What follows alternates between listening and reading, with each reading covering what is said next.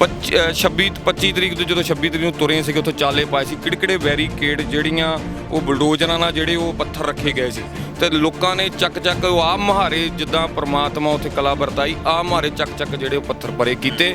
ਤੇ ਇੱਥੇ ਵੀ ਦੇਖੋ ਐਡਾ ਵੱਡਾ ਐਜੀਟੇਸ਼ਨ ਇੰਨੀ ਦੁਨੀਆ ਕਿੱਦਾਂ ਹੈਂਡਲ ਕਰ ਰਿਹਾ। ਕੋਈ ਮੋਹਤਬਾਰ ਵਿਅਕਤੀ ਚਲੋ ਸਾਡੇ ਮੋਹਤਬਾਰ ਵੀਰ ਲੱਗੇ ਹੋਏ ਆ ਜਿਹੜੇ ਆਗੂ ਆ, ਪਰ ਜਿਹੜੇ ਆਹ ਮੁਹਾਰੇ ਸੰਗਤ ਜਿਹੜੀ ਇੱਕ ਬੈਠੀ ਹੋਈ ਆ ਪ੍ਰਮਾਤਮਾ ਹੀ ਕਲਾ ਵਰਤ ਰਹੀ ਆ, ਉਹਨਾਂ ਨੂੰ ਕੰਟਰੋਲ ਕੀਤਾ ਹੋਇਆ ਸਾਰੀ ਦੁਨੀਆ ਨੂੰ। ਕਦੀ ਕਿਹਾ ਜਾਂਦਾ ਹੈ ਵੀ ਇਹ ਤਾਂ ਲੱਖ ਕੀ ਉਹ ਲੋਕ ਨੇ ਜਿਹੜੇ ਪ੍ਰੋਜੈਕਟ ਕੀਤੇ ਹੋਏ ਨੇ, ਕਿੰਨੇ ਕੀ ਤੁਹਾਨੂੰ ਪ੍ਰੋਜੈਕਟਡ ਬੰਦੇ ਲੱਗਦੇ ਨੇ ਉਰੇ ਪਹੁੰਚੇ ਹੋਏ? ਇਹ ਤਾਂ ਬਿਲਕੁਲ ਸਰਕਾਰਾਂ ਦੀਆਂ ਜਿਹੜੀਆਂ ਉਹ ਚਾਲਾਂ ਚੱਲ ਰਹੇ ਆ ਵੀ ਕਿਸੇ ਤਰ੍ਹਾਂ ਇਹ ਜਿਹੜਾ ਇਹ ਚੱਲ ਰਿਹਾ ਸੰਘਰਸ਼ ਨੂੰ ਤਾਰ-ਪਿੰਡੋ ਕੀਤਾ ਜਾਵੇ। ਤੇ ਇਹ ਬਜ਼ੁਰਗ ਜਿਹੜੇ 80 ਸਾਲ ਦੇ 70 ਸਾਲ ਦੇ ਜਿਹੜੇ ਬਜ਼ੁਰਗ ਆਪਣਾ ਘਰ-ਬਾਰ ਛੱਡ ਕੇ ਬੈਠੇ ਆ ਤੇ ਇਹ ਉਹਨਾਂ ਨੂੰ ਅੱਤਵਾਦੀ ਲੱਗਦੇ ਆ। ਉਹ ਵਿਚਾਰੇ ਜਦੋਂ ਨਾ ਇੱਥੇ ਕਈ ਵਾਰ ਉਹਨਾਂ ਨੂੰ ਪਤਾ ਵੀ ਨਹੀਂ ਲੱਗਦਾ, ਉਹ ਸਾਡੇ ਫੋਨਾਂ ਤੋਂ ਆਪਣੇ ਘਰ ਦੇ ਵਿੱਚ ਕਾਲ ਕਰਾਉਂਦੇ ਆ ਆਪਣੇ ਬੱਚਿਆਂ ਦੇ ਨਾਲ, ਆਪਣੇ ਪੋਤਿਆਂ ਦੇ ਨਾਲ, ਜਦੋਂ ਬੜਾ ਇਮੋਸ਼ਨਲ ਸੀਨ ਜਿਹਾ ਹੁੰਦਾ ਆ ਵੀ ਜਦੋਂ ਘਰ ਦੇ ਵਿੱਚ ਬੈਠੇ ਉਹਨਾਂ ਗੱਲਬਾਤ ਕਰਦੇ ਆ ਤੇ ਇਹ ਲੋਕ ਇਹਨਾਂ ਸਰਕਾਰਾਂ ਨੂੰ ਅੱਤਵਾਦੀ ਲੱਗਦੇ ਆ। ਤੇ ਦੂਸਰੇ ਪਾਸੇ ਹੁਣ ਸਰਕਾਰ ਨੇ ਇੱਕ ਹੋਰ ਨਵਾਂ ਪੈਂਤਰਾ ਚੱਲਿਆ ਵੀ ਜਿਹੜੇ ਵੀ ਆੜਤੀਏ ਜਾਂ ਮੋਹਤਵਾਰ ਬੰਦੇ ਜ਼ਮੀਂਦਾਰ ਮੋਰਚਿਆਂ ਦੇ ਵਿੱਚ ਰਸਦ ਪਹੁੰਚਾ ਰਹੇ ਸੀ ਜਾਂ ਮੋਰਚਿਆਂ ਨੂੰ ਸਪੋਰਟ ਕਰ ਰਹੇ ਸੀ, ਉਹਨਾਂ ਦੇ ਘਰਾਂ ਦੇ ਉੱਤੇ ਈਡੀ ਦੀ ਰੇਡ ਪੈ ਰਹੀ ਹੈ, ਠੀਕ ਹੈ, ਇਨਕਮ ਟੈਕਸ ਡਿਪਾਰਟਮੈਂਟ ਦੀ ਰੇਡਾਂ ਪੈ ਰਹੀਆਂ ਨੇ, ਉਹਨਾਂ ਨੂੰ ਤੰਗ ਕੀਤਾ ਜਾ ਰਿਹਾ, ਪਰੇਸ਼ਾਨ ਕੀਤਾ ਜਾ ਰਿਹਾ। ਪੰਜਾਬ ਦੀਆਂ ਮੰਡੀਆਂ ਵੀ ਆੜਤੀਆਂ ਨੇ ਬੰਦ ਕੀਤੀਆਂ ਸੀਗੀਆਂ 3 ਦਿਨਾਂ ਤੋਂ 3 ਜਾਂ 4 ਦਿਨਾਂ ਵਾਸਤੇ ਬੰਦ ਨੇ ਮੰਡੀਆਂ, ਇਸੇ ਰੋਸ਼ ਵਜੋਂ ਬੰਦ ਨੇ। ਬਿਲਕੁਲ ਜੀ, ਆਪਣੀਆਂ ਜਿਹੜੀਆਂ ਚਾਲਾਂ ਚੱਲਣ ਤੇ ਆ ਚੁੱਕੇ ਆ। ਸਾਡੇ ਕਈ ਜਾਣਕਾਰ ਜਿਹੜੇ ਹੈਗੇ ਆੜਤੀ ਉਹਨਾਂ ਦੇ ਵੀ ਉੱਪਰ ਵੀ ਜਿਹੜੀਆਂ ਰੇਡਾਂ ਦੀ ਖਬਰ ਸੁਣਨ ਨੂੰ ਮਿਲੀ ਆ, ਪਰ ਇਹ ਮਾੜੀ ਗੱਲ ਉਹਨਾਂ ਨੂੰ ਇਹ ਡਰਾਇਆ ਜਾ ਰਿਹਾ ਵੀ ਉਹ ਮੋਰਚਿਆਂ 'ਚ ਨਾ ਪਹੁੰਚਣ, ਪਰ ਇਹ ਗੱਲ ਉਹਨਾਂ ਦੀ ਗਲਤ ਫਹਿਮੀ ਆ। ਜਿਹਨੂੰ ਜ਼ਿਆਦਾ ਡਰਾਇਆ ਜਾਊਗਾ ਉਹ ਹੀ ਜ਼ਿਆਦਾ ਉਤਸ਼ਾਹ ਦੇ ਨਾਲ ਇਸ ਮੋਰਚੇ 'ਚ ਪਹੁੰਚੂਗਾ। ਨੌਜਵਾਨਾਂ ਨੂੰ ਵੀ ਕਦੀ ਨਸ਼ੇੜੀ ਕਿਹਾ ਜਾਂਦਾ ਸੀ, ਅੱਜ ਤੱਕ ਤੁਹਾਨੂੰ ਇੰਨੇ ਦਿਨਾਂ ਦੇ ਵਿੱਚ 26 ਤਰੀਕ ਤੋਂ ਅਸੀਂ ਲਗਾਤਾਰ ਇੱਥੇ ਹੈਗੇ ਆ, ਤੁਹਾਨੂੰ ਪੰਜਾਬ ਦਾ ਕੋਈ ਨੌਜਵਾਨ ਲੱਗਿਆ ਦਾਰੂ ਪੀ ਕੇ ਕੋਈ ਡਿੱਗਿਆ ਹੋਇਆ ਕੋਈ ਨਸ਼ੇੜੀ? ਬਿਲਕੁਲ ਵੀ ਨਹੀਂ। ਕੋਈ ਕਿਸੇ 1% ਜਿਹੜੇ ਕੋ ਹਜੇ ਤੱਕ ਵੀ ਕਈਆਂ ਨੂੰ ਭੁਲੇਖਾ ਘਰਾਂ 'ਚ ਬੈਠਿਆ ਉਹ ਵੀ ਆਣ ਕੇ ਇੱਥੇ ਦੇਖ ਸਕਦੇ ਆ। ਇਹ ਤਾਂ ਸਰਕਾਰਾਂ ਦੀਆਂ ਚਾਲਾਂ ਆ ਵੀ ਉਹ ਨਸ਼ੇੜੀ ਆ, ਸਾਨੂੰ ਪੰਜਾਬ ਨੂੰ ਨਸ਼ੇੜੀ ਹੀ ਬਣਾਇਆ ਗਿਆ। ਬਾਹਰਲੇ ਵਿੱਚ ਵੀ ਕੋਈ NRI ਵੀਰ ਸਾਨੂੰ ਪੁੱਛਦੇ ਹੁੰਦੇ ਯਾਰ ਪੰਜਾਬ ਦਾ ਆਹ ਹਾਲਾਤ ਬਣ ਗਏ, ਯਾਰ ਇੱਦਾਂ ਹੋ ਗਏ। ਕਈ ਵਾਰ ਤਾਂ ਸਾਨੂੰ ਵੀ ਮਨ ਨੂੰ ਲੱਗਦਾ ਸੀ ਯਾਰ ਸੁਣਨ ਨੂੰ, ਕਈ ਵਾਰ ਕਹਿੰਦਾ ਸੱਚੀ ਖਰੇ ਇਹ ਹਾਲਾਤ, ਪਰ ਅੱਜ ਇੱਥੇ ਆਣ ਕੇ ਦੇਖੋ ਨੌਜਵਾਨੀ ਕਿੰਨਾ ਉਤਸ਼ਾਹ ਨੌਜਵਾਨੀ ਦੇ ਵਿੱਚ, ਕਿੱਦਾਂ ਆਪ ਮੁਹਾਰੇ ਕਿਵੇਂ ਇੱਥੇ ਰੋਟੀਆਂ ਲਾਉਂਦੇ ਹੁੰਦੇ ਆ। ਜੇ ਨਹੀਂ ਘਰ ਦੇ ਵਿੱਚ ਕਦੀ ਕੋਈ ਚੱਕ ਕੇ ਗਲਾਸ ਤੱਕ ਕੋਲਾਂ ਤੱਕ ਨੇ ਰੱਖਿਆ ਹੁੰਦਾ ਨਾ, ਉਹ ਵੀ ਇੱਥੇ ਆਣ ਕੇ ਰੋਟੀਆਂ ਬਣਾ ਰਹੇ ਹੁੰਦੇ ਆ। ਉਹ ਆਪਣੇ ਖੁਰੇ ਬਣਾ ਲਏ, ਉਹਨੀ ਝਾੜੂ ਫੇਰਦੇ ਹੁੰਦੇ ਆ, ਆਪਣੇ ਉਹਨਾਂ ਨੇ ਚੌਂਕੇ ਬਣਾ ਲਏ ਆ ਜਿੱਥੇ ਰੋਟੀ ਬਣਾਉਣ ਨੂੰ ਕਹੀਏ, ਮਤਲਬ ਪੱਕੇ ਪ੍ਰਬੰਧ ਕਰ ਲਏ ਆ। ਕਿ ਇਹਨਾਂ ਕੁਝੀਆਂ ਸਰਕਾਰਾਂ ਦੇ ਮਾੜੇ ਕੰਮ, ਜਿਹੜੇ ਮਾੜੇ ਨਤੀਜੇ ਆ, ਹਰ ਕੰਮ ਦੇ ਵਿੱਚ ਇਹਨਾਂ ਦਾ ਇਹ ਹਰ ਹੱਥ ਕੰਡਾ ਅਪਣਾ ਰਿਹਾ। ਸਾਮ ਦਾਮ ਦੰਡ ਭੇਦ ਜਿਹੜੇ ਆ ਹਰ ਪੱਧਰ ਦੇ ਉੱਤੇ ਆਪਣੇ ਸਾਰੇ ਅਪਣਾ ਰਹੇ ਆ ਵੀ ਕਿਸੇ ਨਾ ਕਿਸੇ ਤਰ੍ਹਾਂ ਇਸ ਸੰਘਰਸ਼ ਨੂੰ ਆਪਾਂ ਫੇਲ ਕਰ ਦਈਏ। ਪਰ ਉਸ ਅਕਾਲ ਪੁਰਖ ਦੀ, ਵਾਹਿਗੁਰੂ ਦੀ ਬੜੀ ਕਿਰਪਾ ਵਰਤ ਰਹੀ ਆ ਕਿ ਇਹਨਾਂ ਦੀਆਂ ਕੁਝੀਆਂ ਚਾਲਾਂ ਦਾ ਕੋਈ ਵੀ ਅਸਰ ਨਹੀਂ ਹੋ ਰਿਹਾ। ਇਹਨਾਂ ਨੇ ਉਸ ਕੰਮ ਨੂੰ ਦਬਾਉਣ ਦੇ ਲਈ ਇਹ ਕੰਮ ਕੀਤਾ ਸੀ, ਪਰ ਅਸੀਂ ਇੱਕ ਕਿਸਮ ਤੋਂ ਧੰਨਵਾਦੀ ਵੀ ਹਾਂ ਮੋਦੀ ਜੀ ਦੇ ਕਿ ਇਹਨਾਂ ਨੇ ਸਾਡੇ ਪੰਜਾਬ ਦੀ ਜਿਹੜੇ ਅਲੱਗ-ਅਲੱਗ ਹੋਏ ਸੀ ਸਾਰੇ ਬੰਦਿਆਂ ਨੂੰ ਇਕੱਠੇ ਕਰਕੇ ਇੱਕ ਮੰਚ ਤੇ ਲਿਆ ਕੇ ਖੜੇ ਕਰ ਦਿੱਤਾ। ਤੇ ਹੁਣ ਮੋਰਚਾ ਤਾਂ ਅਸੀਂ ਜਿੱਤ ਚੁੱਕੇ ਹਾਂ, ਪਰ ਇਹਦੀ ਧੌਣ ਦੇ ਵਿੱਚ ਇੱਕ ਸਰੀਆ ਜਿਹੜਾ ਅੜਿਆ ਹੋਇਆ, ਉਹ ਹੁਣ ਇਹ ਚਾਹੁੰਦਾ ਕਿ ਮੇਰਾ ਉਹ ਰਹਿ ਜਾਵੇ, ਪਰ ਬਾਕੀ ਤਾਂ ਹੋ ਹੀ ਚੁੱਕਾ ਹੈ ਨਾ। ਹਰ ਗੱਲ ਨੂੰ ਇਹ ਮੰਨ ਗਏ, ਠੀਕ ਆ। ਅੱਛਾ, ਆਪਣੇ ਆਪ ਮੈਂ ਤਾਂ ਉਹਨਾਂ ਦੇ ਬਿਹਾਰ ਜਾਣਾ ਜਿਹੜੇ ਇਕੋਨਮਿਸਟ ਬੈਠੇ ਨੇ, ਜਿਹੜੇ ਇੰਟੈਲੀਜੈਂਟ ਪਰਸਨ ਬੈਠੇ ਨੇ, IAS ਅਫਸਰ ਬੈਠੇ ਨੇ, ਲੌਬੀ ਬੈਠੀ ਆ, ਜਿਨ੍ਹਾਂ ਨੂੰ ਇਹ ਨਹੀਂ ਪਤਾ ਕਿ ਜਿਹੜੀ ਵੀ ਅਸੀਂ ਕੰਮ ਦੇ ਲਈ ਅਸੀਂ ਕੋਈ ਬਿੱਲ ਬਣਾਉਂਦੇ ਆ, ਸਾਨੂੰ ਉਹਦੀ ਗਰਾਊਂਡ ਰਿਐਲਿਟੀ ਪਤਾ ਹੋਣੀ ਚਾਹੀਦੀ। ਇਹ 56 ਇੰਚ ਦੀ ਛਾਤੀ ਵਾਲਾ ਜਿਹੜਾ PM ਅੱਜ ਬੋਲਦਾ ਫਿਰਦਾ, ਇਹਨੂੰ ਪੁੱਛੇ ਇਹਦਾ ਕਾਲਾ ਧਨ ਕਿੱਥੇ ਆ? ਜਿਹੜਾ ਕਹਿੰਦਾ ਸੀ ਸਵਿਸ ਬੈਂਕ ਦੇ ਵਿੱਚੋਂ ਜਿਹੜਾ ਕਾਲਾ ਧਨ ਜੇ ਇੰਡੀਆ ਦੇ ਵਿੱਚ ਆ ਗਿਆ ਕਿ ਜੰਮਣ ਵਾਲਾ ਹਰ ਬੱਚਾ ਲੱਖਪਤੀ ਪੈਦਾ ਹੋਊਗਾ, ਅੱਜ ਇਹਨੇ ਦੇਸ਼ ਦਾ ਬੇੜਾ ਗਰਕ ਕਰ ਦਿੱਤਾ। 15 ਲੱਖ ਹਰ ਬੱਚਾ ਕਹਿੰਦਾ ਜੰਮਣ ਵਾਲਾ ਉਹ ਲੈ ਕੇ ਜੰਮੂਗਾ ਨਾਲ, ਕਿ ਜਦ ਕਿ ਅੱਜ ਸਾਡੀ GDP ਦਾ ਹਾਲ ਦੇਖ ਲਓ। ਤੇ ਇਹ ਸਾਨੂੰ ਜਾਇਦਾਦਾਂ ਜ਼ਮੀਨਾਂ ਬਾਬਾ ਬੰਦਾ ਸਿੰਘ ਬਹਾਦਰ ਨੇ ਦਿੱਤੀਆਂ ਨੇ, ਕਿਸੇ ਮੋਦੀ ਨੇ ਨਹੀਂ ਦਿੱਤੀਆਂ, ਕਿਸੇ ਗਾਂਧੀ ਨੇ ਨਹੀਂ ਦਿੱਤੀਆਂ, ਤੇ ਇਹਨਾਂ ਦੀ ਔਕਾਤ ਵੀ ਨਹੀਂ ਹੋਏਗੀ ਕਿ ਇਹ ਆ ਕੇ ਉਹਨਾਂ ਵੱਟਾਂ ਉੱਤੇ ਖੜ ਕੇ ਹੱਕ ਜਮਾ ਜਾਣ। ਲੰਗਰ ਦੀ ਸੇਵਾ ਜੋ ਚੱਲ ਰਹੀ ਹੈ, ਕੀ CCTV ਵਗੈਰਾ ਦਾ ਵੀ ਤੁਸੀਂ ਇੰਤਜ਼ਾਮ ਇੱਥੇ ਕੀਤਾ ਹੋਇਆ ਹੈ? ਹਾਂਜੀ ਪ੍ਰੀਤ ਭਾਜੀ, ਇੱਥੇ CCTV ਨਾ ਸ਼ਰਾਰਤੀ ਅਨਸਰਾਂ ਨੂੰ ਦੇਖਦੇ ਹੋ ਨਾ, ਵੀ ਸਾਨੂੰ ਲੱਗਾ ਸੀ ਵੀ ਕੋਈ ਇੱਥੇ ਦੀ ਕੋਈ ਸਰਕਾਰਾਂ ਕੋਈ ਇਹੋ ਜਿਹੀ ਕੋਈ ਸ਼ਰਾਰਤ ਨਾ ਕਰਵਾ ਦੇਣ, ਕੋਈ ਲੰਗਰ ਦੇ ਵਿੱਚ ਕੋਈ ਹਰਕਤ ਹੁੰਦੀ ਹੋਈ ਲੱਗ ਰਹੀ ਸੀ? ਹਾਂ ਲੱਗਦੀ ਸੀਗੀ ਵੀ ਇੱਕ ਦੋ ਸਾਨੂੰ ਸ਼ੱਕੀ ਜੇ ਲੱਗੇ ਰਾਤ ਨੂੰ 12-1 ਵਜੇ, ਤੇ ਫਿਰ ਅਸੀਂ ਉਸੇ ਟਾਈਮ ਫਿਰ ਫੈਸਲਾ ਕੀਤਾ ਸੀਸੀਟੀਵੀ ਕੈਮਰੇ ਲਗਾਉਣ ਦਾ। ਹੁਣ ਅਸੀਂ ਸੀਸੀਟੀਵੀ ਕੈਮਰੇ ਲਗਾ ਦਿੱਤੇ ਗਏ ਆ, ਤੇ ਇਹ ਵੀ ਹੁਣ ਬੱਤੀ ਦੀ ਬੜੀ ਪ੍ਰੋਬਲਮ, ਜਨਰੇਟਰ ਅਸੀਂ ਲੈਣ ਦਿੰਦਾ ਗਿਆ, ਤੇ ਹੁਣ ਕੱਲ ਤੋਂ ਅਸੀਂ ਦੇਖਾਂਗੇ ਇਨਵਰਟਰ ਵੀ ਲਵਾਉਣ ਦਾ, ਵੀ ਜਿਹੜਾ ਸੀਸੀਟੀਵੀ ਕੈਮਰੇ 1 ਮਿੰਟ ਵੀ ਜਿਹੜੇ ਨਾ ਬੰਦ ਹੋਣ, ਕਿਉਂਕਿ ਅਸੀਂ ਇਹਨਾਂ ਤੇ ਕੋਈ ਵੀ ਇਹੋ ਜਿਹੀ ਮੌਕਾ ਨਹੀਂ ਦੇਣਾ ਚਾਹੁੰਦੇ ਜਿੱਥੇ ਸਾਡਾ ਕੋਈ ਵੀ ਇਹੋ ਜਿਹਾ ਨੁਕਸਾਨ ਹੋ ਸਕੇ। ਪਰ ਅਗਰ ਸੰਗਤ ਨੇ ਇਹ ਬੇਨਤੀ ਕੀਤੀ ਤਾਂ ਸਾਡੀਆਂ ਜਿਹੜੀਆਂ ਕਹਿੰਦੇ ਕਹਾਂਦੀਆਂ ਧਾਰਮਿਕ ਅਦਾਰੇ ਨੇ ਜਾਂ ਜਥੇਬੰਦੀਆਂ ਨੇ, SGPC ਨਹੀਂ ਕਹਿ ਰਿਹਾ ਮੈਂ, ਉੱਥੇ ਬੀਬੀ ਜਗੀਰੋ ਨੂੰ ਹੁਣ ਬਿਠਾ ਦਿੱਤਾ। ਤੁਸੀਂ ਤਾਂ ਉਰੇ ਕਿਸਾਨ ਆ ਕੇ ਬੈਠੇ ਹੋਏ ਹੋ, ਲੜ ਰਹੇ ਹੋ, ਮਰ ਰਹੇ ਹੋ ਆਪਣੀ ਹੋਂਦ ਵਾਸਤੇ, ਤੇ ਬਾਦਲ ਆਪਣੀਆਂ ਚਾਲਾਂ ਚੱਲ ਰਹੇ ਨੇ। ਤੇ ਕੈਪਟਨ ਦੀ ਗੱਲ ਕੀਤੀ ਜਾਵੇ ਤਾਂ ਕੈਪਟਨ ਮੋਹਾਲੀ ਦੇ ਕਈ ਏਕੜ ਜ਼ਮੀਨ ਵੇਚ ਕੇ ਕਰੋੜਾਂ ਰੁਪਈਆ ਆਪਣੇ ਖਾਤੇ ਦੇ ਵਿੱਚ ਕਰ ਗਿਆ। ਅਰਾਊਂਡ ਆਈ ਥਿੰਕ 98 ਕਿ 99 ਕਰੋੜ ਰੁਪਈਆ ਉਹ ਆਪਣੇ ਖਾਤੇ 'ਚ ਕਰ ਚੁੱਕਿਆ ਆ ਹੁਣੇ। ਅਸੀਂ ਤਾਂ ਲੜ ਰਹੇ ਹਾਂ, ਮਰ ਰਹੇ ਹਾਂ ਆਪਣੀ ਹੋਂਦ ਵਾਸਤੇ, ਉਹਨਾਂ ਨੂੰ ਕੋਈ ਫਰਕ ਨਹੀਂ ਪੈਂਦਾ। ਇਹ ਉਹ ਸਿਆਸਤਦਾਨ ਨੇ ਜਿਨ੍ਹਾਂ ਨੇ ਆਪਣੇ ਜ਼ਮੀਰ ਮਾਰੇ ਹੋਏ ਨੇ, ਜਿਨ੍ਹਾਂ ਨੂੰ ਸਿਰਫ ਨੋਟਾਂ ਦੀ ਤੇ ਵੋਟਾਂ ਦੀ ਰਾਜਨੀਤੀ ਆਉਂਦੀ ਹੈ। ਵਾਹਿਗੁਰੂ ਜੀ ਕਾ ਖਾਲਸਾ, ਵਾਹਿਗੁਰੂ ਜੀ ਕੀ ਫਤਿਹ। ਗੁਰਪਿਆਰਿਓ, ਤੁਹਾਨੂੰ ਲਾਈਵ ਅਪਡੇਟ ਅਸੀਂ ਦੇ ਰਹੇ ਹਾਂ ਤਿੱਕਰੀ ਬਾਰਡਰ ਤੋਂ। ਦਿੱਲੀ ਦੀ ਹਿੱਕ ਦੇ ਉੱਤੇ ਲੱਗਿਆ ਹੋਇਆ ਮੋਰਚਾ ਤੇ ਕਿਸਾਨ ਜਥੇਬੰਦੀਆਂ ਪਹੁੰਚੀਆਂ ਨੇ, ਤੇ ਹੁਣ ਅਸੀਂ ਬਾਬਾ ਦੀਪ ਸਿੰਘ ਸੇਵਾ ਦਲ ਗੜ੍ਹਦੀਵਾਲ ਵਾਲੇ ਸਿੰਘ ਹੁਸ਼ਿਆਰਪੁਰ ਤੋਂ, ਉਹਨਾਂ ਵੱਲੋਂ ਲੰਗਰ ਦੀ ਸੇਵਾ ਇੱਥੇ ਨਿਭਾਈ ਜਾ ਰਹੀ ਹੈ। ਮੈਂ ਕੈਮਰਾਮੈਨ ਨੂੰ ਕਹਾਂਗਾ ਕਿ ਇੱਕ ਵਾਰ ਦਿਖਾਣ ਕਿ ਕਿਸ ਤਰੀਕੇ ਦੇ ਨਾਲ ਲੰਗਰ ਦੀ ਸੇਵਾ ਇੱਥੇ ਨਿਭਾਈ ਜਾ ਰਹੀ ਹੈ। ਆਜੋ ਆਜੋ ਆਜੋ ਆਜੋ। ਸੰਗਤਾਂ ਆ ਰਹੀਆਂ ਨੇ, ਲੰਗਰ ਛਕ ਰਹੀਆਂ ਨੇ, ਤੇ ਆਪਸ ਆ ਕੀ ਕਿਹਾ ਜਾ ਰਿਹਾ ਕਿ ਸਿਰਫ ਉਹ ਸੰਗਤਾਂ ਜਿਹੜੀਆਂ ਪੰਜਾਬ ਤੋਂ ਆਈਆਂ ਉਹ ਨਹੀਂ, ਉਹਦੇ ਲੋਕਲ ਜਿਹੜੀਆਂ ਸੰਗਤਾਂ ਨੇ ਉਹ ਵੀ ਤੁਸੀਂ ਦੇਖ ਸਕਦੇ ਹੋ, ਉਹ ਵੀ ਆ ਕੇ ਉਰੇ ਲੰਗਰ ਛਕ ਰਹੀਆਂ ਨੇ। ਤੇ ਕਿਸ ਨਾਲ ਗੱਲ ਕਰਕੇ ਦੇਖਦੇ ਹਾਂ ਕੀ ਕਹਿੰਦੇ ਨੇ। ਤੇ नमस्कार, कहाँ से हो आप? दिल्ली से। दिल्ली से। और मोर्चा लगा हुआ यहाँ पे, कैसा लग रहा है? अच्छा लग रहा है। अच्छा लग रहा है। और लंगर करने के लिए रोज आते हो? नहीं। और मोर्चा क्या लगता है, खत्म होना चाहिए, नहीं होना चाहिए, ऐसे चलना चाहिए? ऐसे ही चलना चाहिए। ऐसे ही चलना चाहिए, क्यों? हाँ, जब तक मोदी नहीं मानेगा तब तक ऐसे चलना चाहिए। ऐसे ही चलना चाहिए।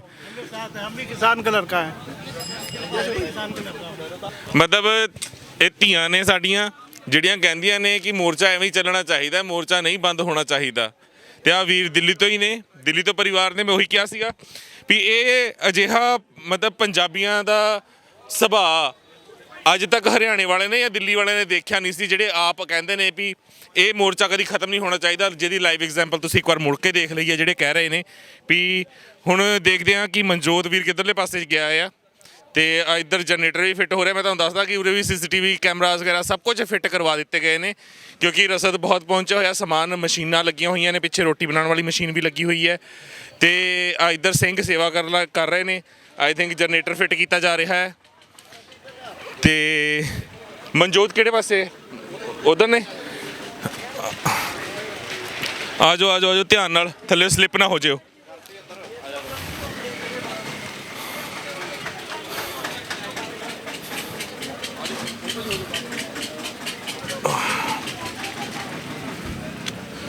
ਵਾਹਿਗੁਰੂ ਜੀ ਕਾ ਖਾਲਸਾ, ਵਾਹਿਗੁਰੂ ਜੀ ਕੀ ਫਤਿਹ ਜੀ। ਕੀ ਹਾਲ ਚਾਲ? ਬਹੁਤ ਵਧੀਆ ਭਾਜੀ, ਤੁਸੀਂ ਸੁਣਾਓ ਜੀ? ਵਧੀਆ ਜੀ ਵਧੀਆ। ਟਰਾਲੀਆਂ ਦੇ ਵਿੱਚ ਹੁਣ ਪਤਾ ਨਹੀਂ ਕਿੰਨੇ ਸਾਲਾਂ ਬਾਅਦ ਬੈਠਣ ਲੱਗੀਆਂ। ਛੋਟੇ ਹੁੰਦੇ ਕਿਤੇ ਬੈਠੇ ਹੋਵਾਂਗੇ।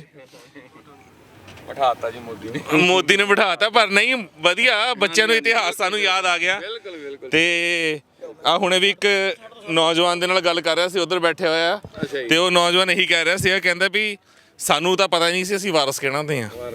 ਉਮਰ 32 ਸਾਲ ਦੀ, ਪਰ ਉਹਨੂੰ ਇਹ ਨਹੀਂ ਸੀ ਪਤਾ ਅਸੀਂ ਵਾਰਸ ਕਹਿਣਾ ਦੇ ਆ। ਕਹਿੰਦੇ ਆ ਮੋਰਚਾ ਲੱਗਿਆ ਤੇ ਸਾਨੂੰ ਹੁਣ ਅਹਿਸਾਸ ਹੋ ਰਿਹਾ ਹੈ ਵੀ ਅਸੀਂ ਵਾਰਸ ਉਹਨਾਂ ਦੇ ਆ ਜਿਹਨਾਂ ਨੇ 18 ਵਾਰ ਦਿੱਲੀ ਜਿੱਤੀ ਸੀ। ਮਾਣ ਮਹਿਸੂਸ ਹੋ ਰਿਹਾ ਹੈ। ਬਿਲਕੁਲ ਬਿਲਕੁਲ। ਹੋਰ ਇਹ ਮਨਜੋਤ ਵੀਰ ਨੇ, ਮੈਂ ਪਹਿਲਾਂ ਦੱਸ ਚੁੱਕਿਆ ਆ, ਬਾਬਾ ਦੀਪ ਸਿੰਘ ਸੇਵਾ ਦਲ ਗੜ੍ਹਦੀਵਾਲ ਵਾਲੇ ਜਿਹੜੇ ਸਿੰਘ ਨੇ, ਮਤਲਬ ਗੁੱਜਰਾਂ ਤੋਂ ਜਿੰਨੇ ਮੰਦਬੁੱਧੀ ਅੱਜ ਤੱਕ ਛੁਡਵਾਏ ਨੇ, ਆਈ ਥਿੰਕ ਸਭ ਤੋਂ ਵੱਧ ਇਸ ਵੀਰ ਨੇ ਐਫਰਟਸ ਕੀਤੀਆਂ ਨੇ, ਜਿਹਨੇ ਛੁਡਵਾਣੇ ਸ਼ੁਰੂ ਕੀਤੇ ਸੀ। ਤੇ ਅਸੀਂ ਵੀ ਚੈਨਲ ਦੇ ਉੱਤੇ ਨਸ਼ਰ ਕੀਤੀਆਂ ਨੇ ਉਹ ਖਬਰਾਂ ਜਿਹੜੀਆਂ ਸੀਗੀਆਂ। ਤੇ ਮਰੀ ਹੋਈ ਇਨਸਾਨੀਅਤ, ਮਰੇ ਹੋਏ ਜ਼ਮੀਰ ਕਿੱਦਾਂ ਦੇ ਹੁੰਦੇ ਨੇ ਲੋਕਾਂ ਦੇ, ਉਹ ਤੁਹਾਨੂੰ ਦਿਖਾਏ ਸੀ। ਪਰ ਅੱਜ ਜਿਹੜਾ ਰਾਜਾ ਆ ਭਾਰਤ ਦਾ, ਜਿਹਨੂੰ ਅਸੀਂ ਵੋਟਾਂ ਪਾ ਕੇ ਜਿਤਾ ਕੇ ਰਾਜ ਭਾਗ ਦਿੱਤਾ, ਅੱਜ ਉਹਦੀ ਜ਼ਮੀਰ ਪੂਰੀ ਤਰ੍ਹਾਂ ਨਾਲ ਕਹਿੰਦੇ ਆ ਕਿ ਮਰ ਗਈ ਆ। ਅੱਜ ਉਹਦੀ ਹੀ ਬੁੱਧੀ ਭ੍ਰਿਸ਼ਟ ਹੋ ਗਈ ਆ, ਤਾਂ ਹੀ ਉਹਨੇ ਦਿੱਲੀ ਦੀ ਹਿੱਕ ਤੇ ਪੂਰਾ ਪੰਜਾਬ ਸੱਦ ਲਿਆ ਆ, ਕੀ ਕਹੋਗੇ ਮਨਜੋਤ ਵੀਰ? ਬਿਲਕੁਲ ਜੀ, ਵਾਹਿਗੁਰੂ ਜੀ ਕਾ ਖਾਲਸਾ, ਵਾਹਿਗੁਰੂ ਜੀ ਕੀ ਫਤਿਹ ਜੀ। ਪਹਿਲਾਂ ਤਾਂ ਸੰਗਤ ਨੂੰ ਕਹਿਣਾ ਚਾਹੁੰਦੇ ਆ ਵੀ ਜੋ ਇਹ ਚੱਲ ਰਿਹਾ ਆ ਸੰਘਰਸ਼, ਜੋ ਦਿੱਲੀ ਦੇ ਵਿੱਚ ਜੋ ਜ਼ਾਲਮ ਉਹ ਸਰਕਾਰ ਜਿਹਨੇ ਸਾਨੂੰ ਪੰਜਾਬੀਆਂ ਨੇ ਇੰਨਾ ਕੁਝ ਦਿੱਤਾ ਇਸ ਮੁਲਕ ਦੇ ਲਈ ਆਜ਼ਾਦ ਕਰਾਉਣ ਦੇ ਵਿੱਚ ਸਭ ਤੋਂ ਵੱਡਾ ਪੰਜਾਬੀਆਂ ਦਾ ਯੋਗਦਾਨ, ਪਰ ਉਹਨੇ ਸਾਨੂੰ ਸਾਡੇ ਬਜ਼ੁਰਗ ਜਿਹੜੇ ਅਸੀਂ ਦੇਖਦੇ ਹਾਂ ਸੜਕਾਂ ਤੇ ਨਹਾ ਰਹੇ ਆ, ਸੜਕਾਂ ਤੇ ਸਾਰੇ ਆਪਣਾ ਜੋ ਵੀ ਦਿਨ ਭਰ ਦੀ ਕਿਰਿਆ ਆ ਜੋ ਸੜਕਾਂ ਦੇ ਖੇਤਾਂ ਦੇ ਵਿੱਚ ਕਰ ਰਹੇ, ਪਰ ਉਹਨੂੰ ਰੀਣ ਵੀ ਉਸ ਜ਼ਾਲਮ ਸਰਕਾਰ ਨੂੰ ਨਹੀਂ ਹੈਗਾ ਵੀ ਸਾਡੇ ਬਜ਼ੁਰਗ ਕਿਵੇਂ ਰੋੜ ਰਹੇ ਆ। ਇਨੀ ਪੰਜਾਬੀਆਂ ਨੇ ਕਿੰਨਾ ਕੁਝ ਦਿੱਤਾ ਇਸ ਮੁਲਕ ਦੇ ਲਈ, ਤੇ ਸਾਨੂੰ ਜਦੋਂ ਬੜਾ ਦੁੱਖ ਲੱਗਦਾ ਜਦੋਂ ਸਾਡੇ ਬਜ਼ੁਰਗ ਇਦਾਂ ਕਰਦੇ, ਪਰ ਇੱਕ ਹੌਸਲਾ ਵੀ ਆਪਾਂ ਇਹ ਜਿਹੜੀ ਜਿੱਤ ਕੇ ਹੀ ਜੰਗ ਜਾਣਾ ਆ ਵੀ ਜਿਹੜੇ ਸਾਡੇ 3 ਬਿੱਲ ਸਾਡੇ ਉੱਪਰ ਥੋਪ ਦਿੱਤੇ ਗਏ ਆ ਜ਼ਬਰਦਸਤੀ, ਉਹਨਾਂ ਨੂੰ ਜਿਹੜਾ ਅਸੀਂ ਇਸ ਬਿੱਲ ਰੱਦ ਕਰਵਾ ਕੇ ਬਜ਼ੁਰਗਾਂ 'ਚ ਇੰਨਾ ਹੌਸਲਾ ਦੇਖਦੇ ਹਾਂ ਭਾਜੀ ਵੀ ਮਤਲਬ ਜੇ ਸੜਕਾਂ ਦੇ ਉੱਪਰ ਖਣਾਈਆਂ ਵੀ ਉਹਨਾਂ ਨੂੰ ਆਉਂਦੀਆਂ ਨਾ ਤੇ ਪਰ ਹੌਸਲੇ ਬੁਲੰਦ ਆ ਉਹਨਾਂ ਦੇ। ਅਸੀਂ ਲੰਗਰ ਦੇ ਵਿੱਚ 24 ਘੰਟੇ ਅਸੀਂ ਬਜ਼ੁਰਗਾਂ ਨਾਲ ਗੱਲਬਾਤ ਕਰਦੇ ਹਾਂ, ਹੌਸਲੇ 1-20% ਉਹਨਾਂ ਦੇ ਘੱਟ ਨਹੀਂ ਹੋਏ, ਉਹ ਤੋਂ ਵੀ ਵੱਧ ਤੇ ਜਿਉਂ-ਜਿਉਂ ਦਿਨ ਵੱਧਦੇ ਜਾ ਰਹੇ ਆ ਹੌਸਲੇ ਬੁਲੰਦ ਹੀ ਹੁੰਦੇ ਜਾ ਰਹੇ ਆ। ਤੇ ਅਸੀਂ ਇਹ ਆਸ ਕਰਦੇ ਹਾਂ ਵੀ ਸਾਰੀ ਜਿਹੜੀ ਸੰਗਤ ਘਰਾਂ ਦੇ ਵਿੱਚ ਬੈਠੇ ਉਹ ਵੀ ਆਉਣ ਤੇ ਅਸੀਂ ਜਿਹੜੀ ਇਹ ਜੰਗ ਜਿਹੜੀ ਜਿੱਤ ਕੇ ਘਰਾਂ ਨੂੰ ਜਾਈਏ। ਜੀ ਬਿਲਕੁਲ, ਕਿਉਂਕਿ ਅਸੀਂ ਮੋਰਚਾ ਆਲਰੇਡੀ ਜਿੱਤ ਚੁੱਕੇ ਹਾਂ, ਅਸੀਂ ਜਿੱਤ ਤਾਂ ਦਰਜ ਕਰਵਾ ਚੁੱਕੇ ਹਾਂ। ਹੁਣ ਤਾਂ ਸਿਰਫ ਇਹ ਰਹਿ ਗਿਆ ਕਿ ਇਸ ਜਿੱਤ ਦੇ ਵਿੱਚੋਂ ਅਸੀਂ ਹੋਰ ਪ੍ਰਾਪਤੀਆਂ ਕੀ ਲੈ ਕੇ ਜਾਣੀਆਂ ਨੇ। ਉਹ ਸਾਡੀ ਜਿਹੜੀ ਕਿਸਾਨ ਜਥੇਬੰਦੀਆਂ ਦਾ ਸੁਹਿਰਦ ਆਗੂ ਅੱਗੇ ਲੱਗੇ ਨੇ ਉਹਨਾਂ ਉੱਤੇ ਨਿਰਭਰ ਕਰਦਾ ਹੈ ਕਿ ਉਹ ਆਪਣੀਆਂ ਕਿਹੜੀਆਂ ਮੰਗਾਂ ਹੁਣ ਮਨਵਾ ਲੈਂਦੇ ਨੇ, ਕਿਉਂਕਿ ਹੁਣ ਦਿੱਲੀ ਦੀ ਧੌਣ ਉੱਤੇ ਗੋਡਾ ਰੱਖਿਆ ਗਿਆ ਆ। ਪਰ ਜੇਕਰ ਕਿਸੇ ਇੱਕ ਆਗੂ ਨੇ ਵੀ ਖਤਾ ਕਰ ਦਿੱਤੀ, ਜੇ ਕਿਸੇ ਇੱਕ ਆਗੂ ਨੇ ਵੀ ਆਪਣੇ ਜ਼ਮੀਰ ਦਾ ਸੌਦਾ ਕਰ ਦਿੱਤਾ, ਤਾਂ ਇਹ ਯਾਦ ਰੱਖਣਾ ਕਿ ਆਉਣ ਵਾਲੀਆਂ ਪੀੜ੍ਹੀਆਂ ਪਨੀਰੀਆਂ ਤੁਹਾਡੀਆਂ ਦਾਗਦਾਰ ਹੋਣਗੀਆਂ ਹੀ ਹੋਣਗੀਆਂ।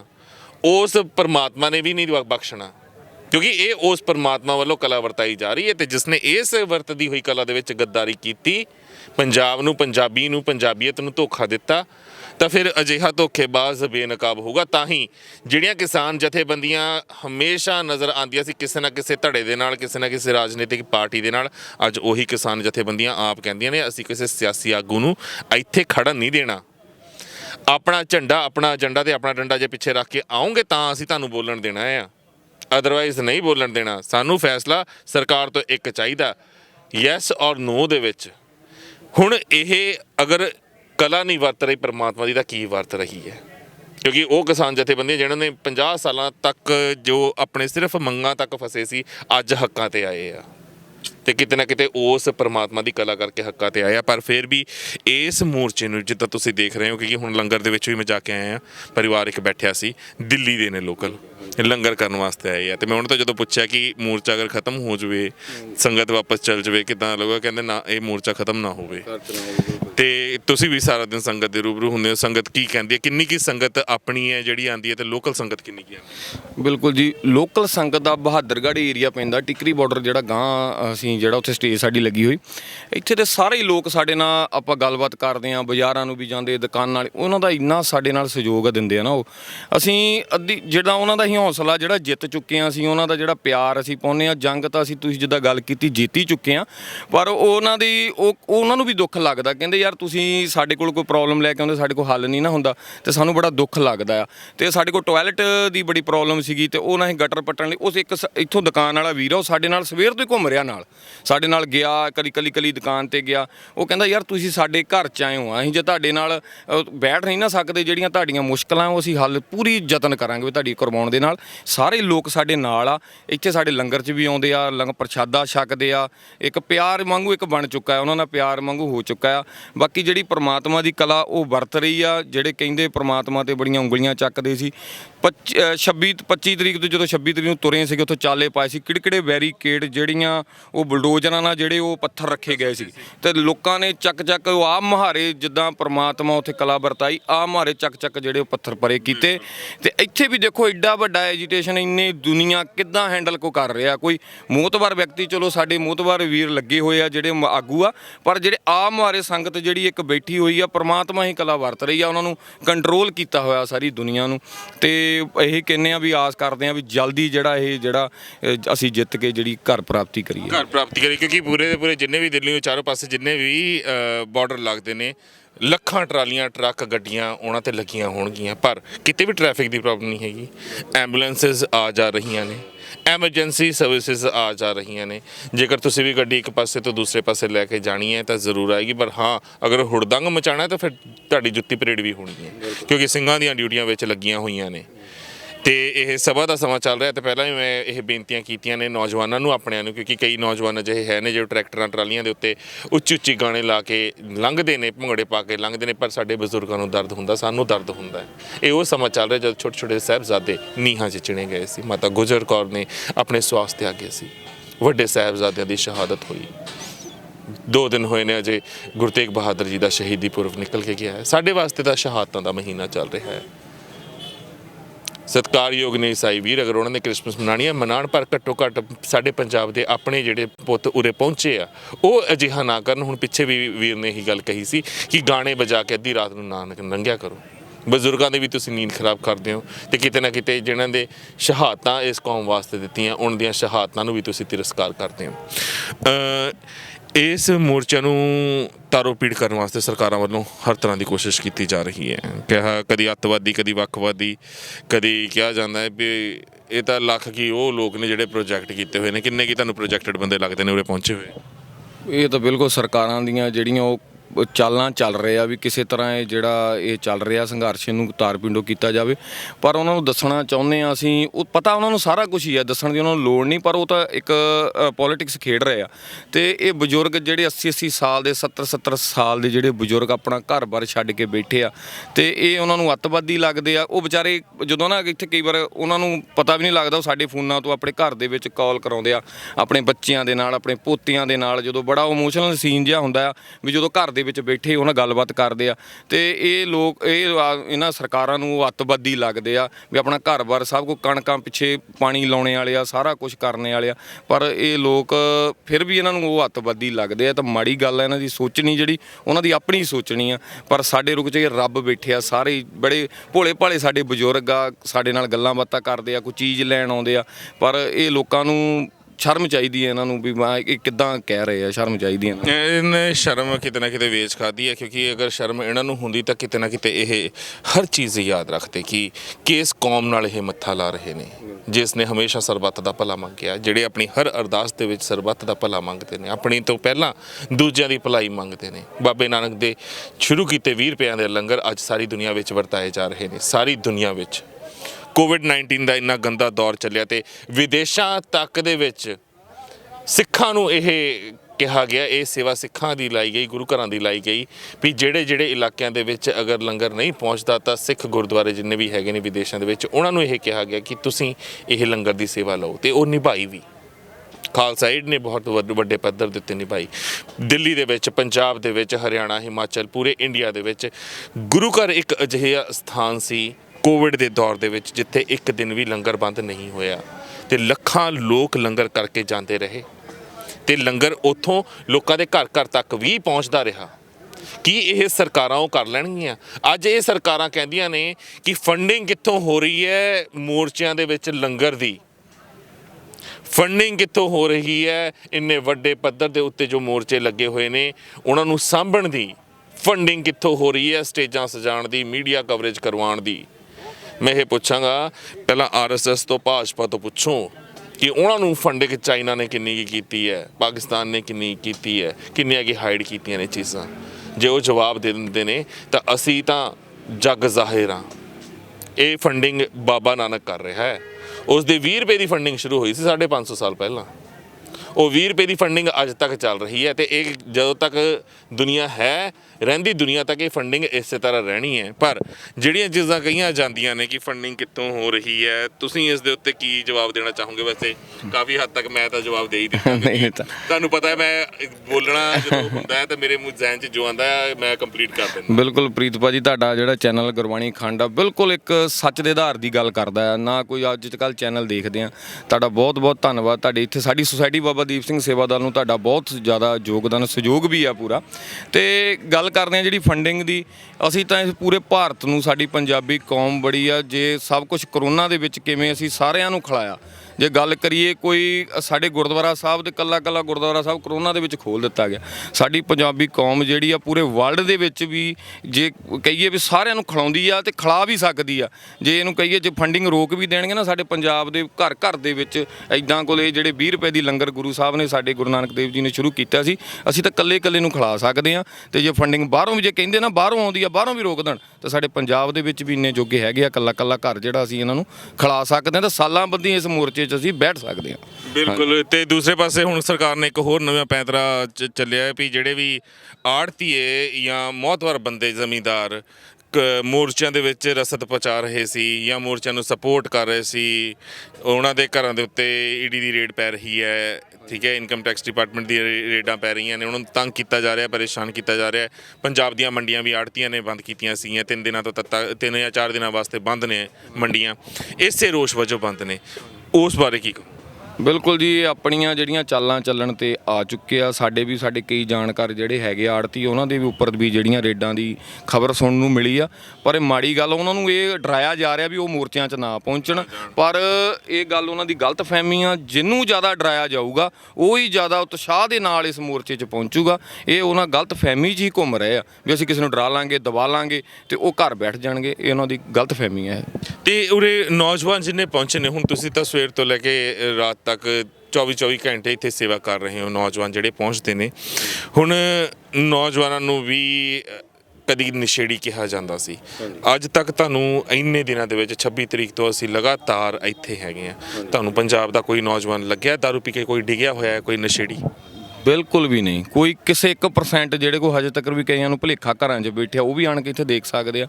ਇਹ ਤਾਂ ਸਰਕਾਰਾਂ ਦੀਆਂ ਚਾਲਾਂ ਆ ਵੀ ਉਹ ਨਸ਼ੇੜੀ ਆ, ਸਾਨੂੰ ਪੰਜਾਬ ਨੂੰ ਨਸ਼ੇੜੀ ਹੀ ਬਣਾਇਆ ਗਿਆ। ਬਾਹਰਲੇ ਵਿੱਚ ਵੀ ਕੋਈ NRI ਵੀਰ ਸਾਨੂੰ ਪੁੱਛਦੇ ਹੁੰਦੇ, ਯਾਰ ਪੰਜਾਬ ਦਾ ਆਹ ਹਾਲਾਤ ਬਣ ਗਏ, ਯਾਰ ਇੱਦਾਂ ਹੋ ਗਏ।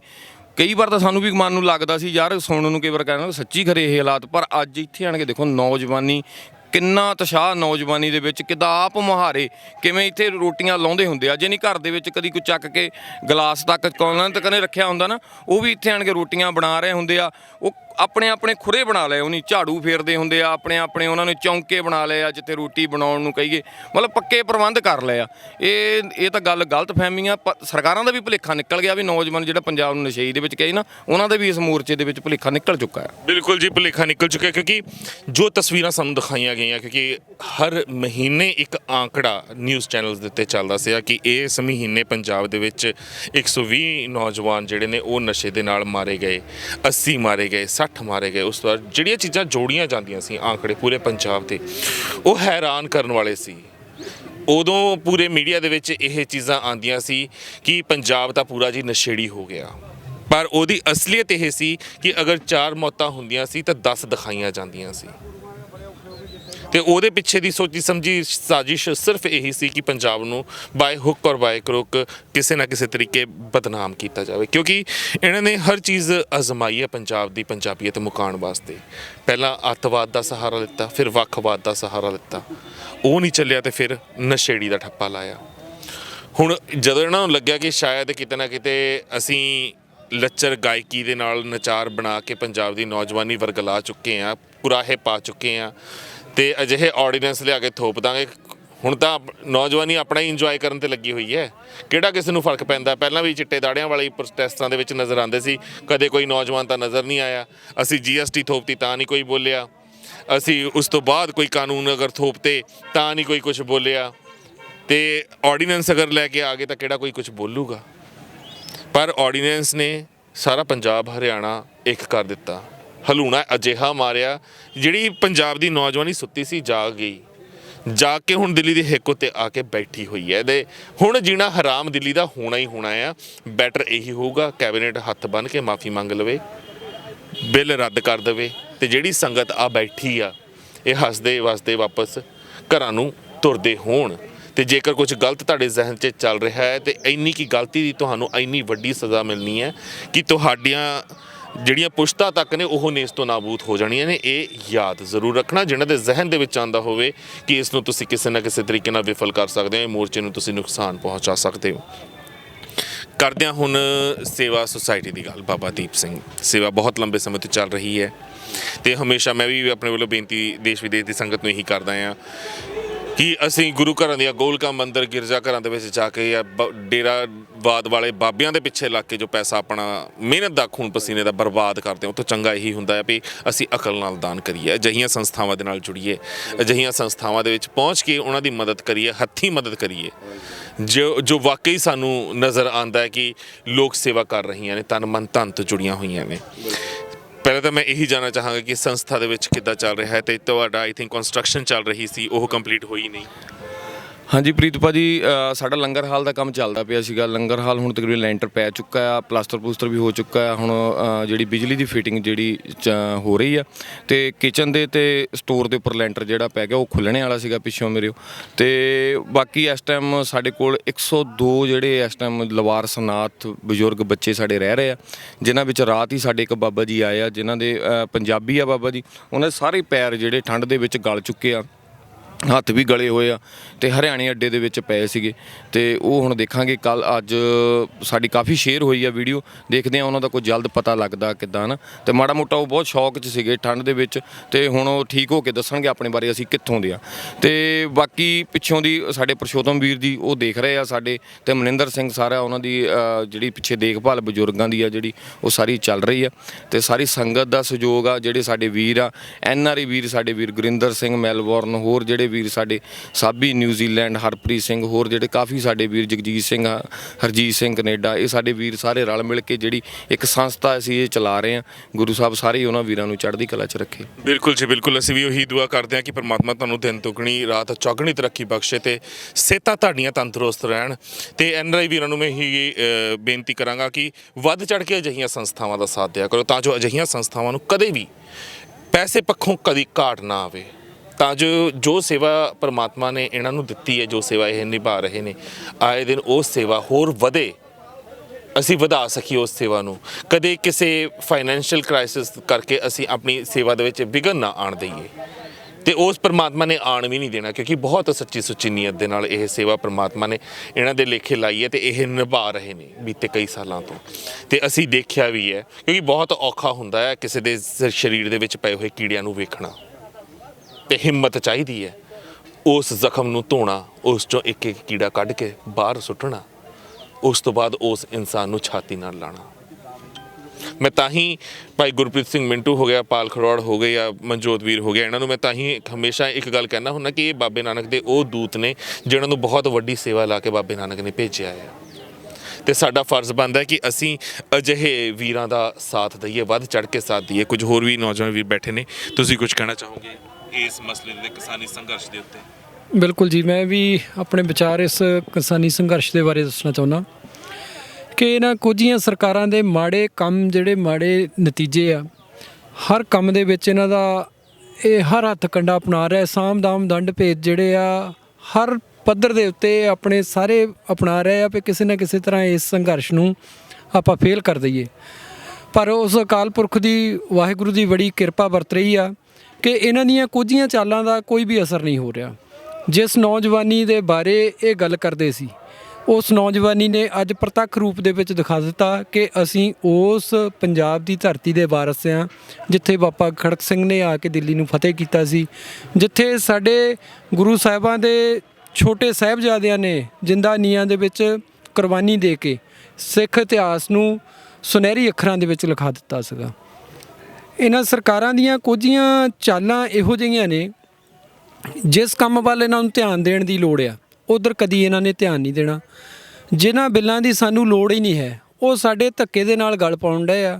ਮੈਂ ਨੈਸ਼ਨਲ ਕ੍ਰਾਈਮ ਬਿਊਰੋ ਦੇ ਸਾਈਟ ਦੇ ਉੱਤੇ ਦੇਖ ਰਿਹਾ ਸੀ ਕਿ ਪੂਰੇ ਭਾਰਤ ਦੇ ਵਿੱਚ 1 ਘੰਟੇ ਦੇ ਵਿੱਚ 4 ਰੇਪ ਕੇਸ ਆ ਜਿਹੜੇ ਰਜਿਸਟਰਡ ਹੋ ਰਹੇ ਆ। ਕੀ ਗੱਲ ਇਹਨਾਂ ਸਰਕਾਰਾਂ ਦਾ ਧਿਆਨ ਉਧਰ ਨਹੀਂ ਜਾਂਦਾ?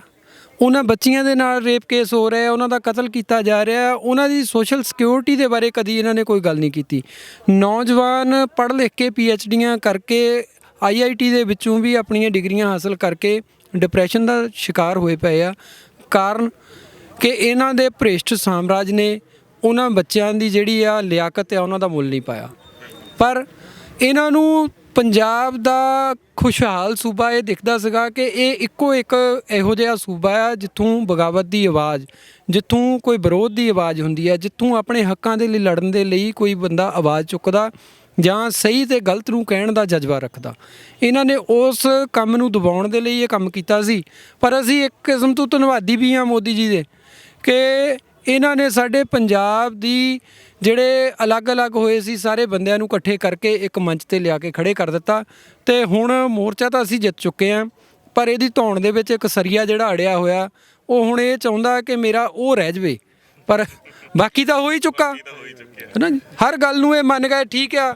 ਅੱਛਾ, ਆਪਣੇ ਆਪ ਮੈਂ ਤਾਂ ਉਹਨਾਂ ਦੇ ਬਿਹਾਰ ਜਾਣਾ ਜਿਹੜੇ ਇਕਨੋਮਿਸਟ ਬੈਠੇ ਨੇ, ਜਿਹੜੇ ਇੰਟੈਲੀਜੈਂਟ ਪਰਸਨ ਬੈਠੇ ਨੇ, IAS ਅਫਸਰ ਬੈਠੇ ਨੇ, ਲੌਬੀ ਬੈਠੀ ਆ, ਜਿਨ੍ਹਾਂ ਨੂੰ ਇਹ ਨਹੀਂ ਪਤਾ ਕਿ ਜਿਹੜੀ ਵੀ ਅਸੀਂ ਕੰਮ ਦੇ ਲਈ ਅਸੀਂ ਕੋਈ ਬਿੱਲ ਬਣਾਉਂਦੇ ਆ, ਸਾਨੂੰ ਉਹਦੀ ਗਰਾਊਂਡ ਰਿਐਲਿਟੀ ਪਤਾ ਹੋਣੀ ਚਾਹੀਦੀ ਹੈ ਨਾ।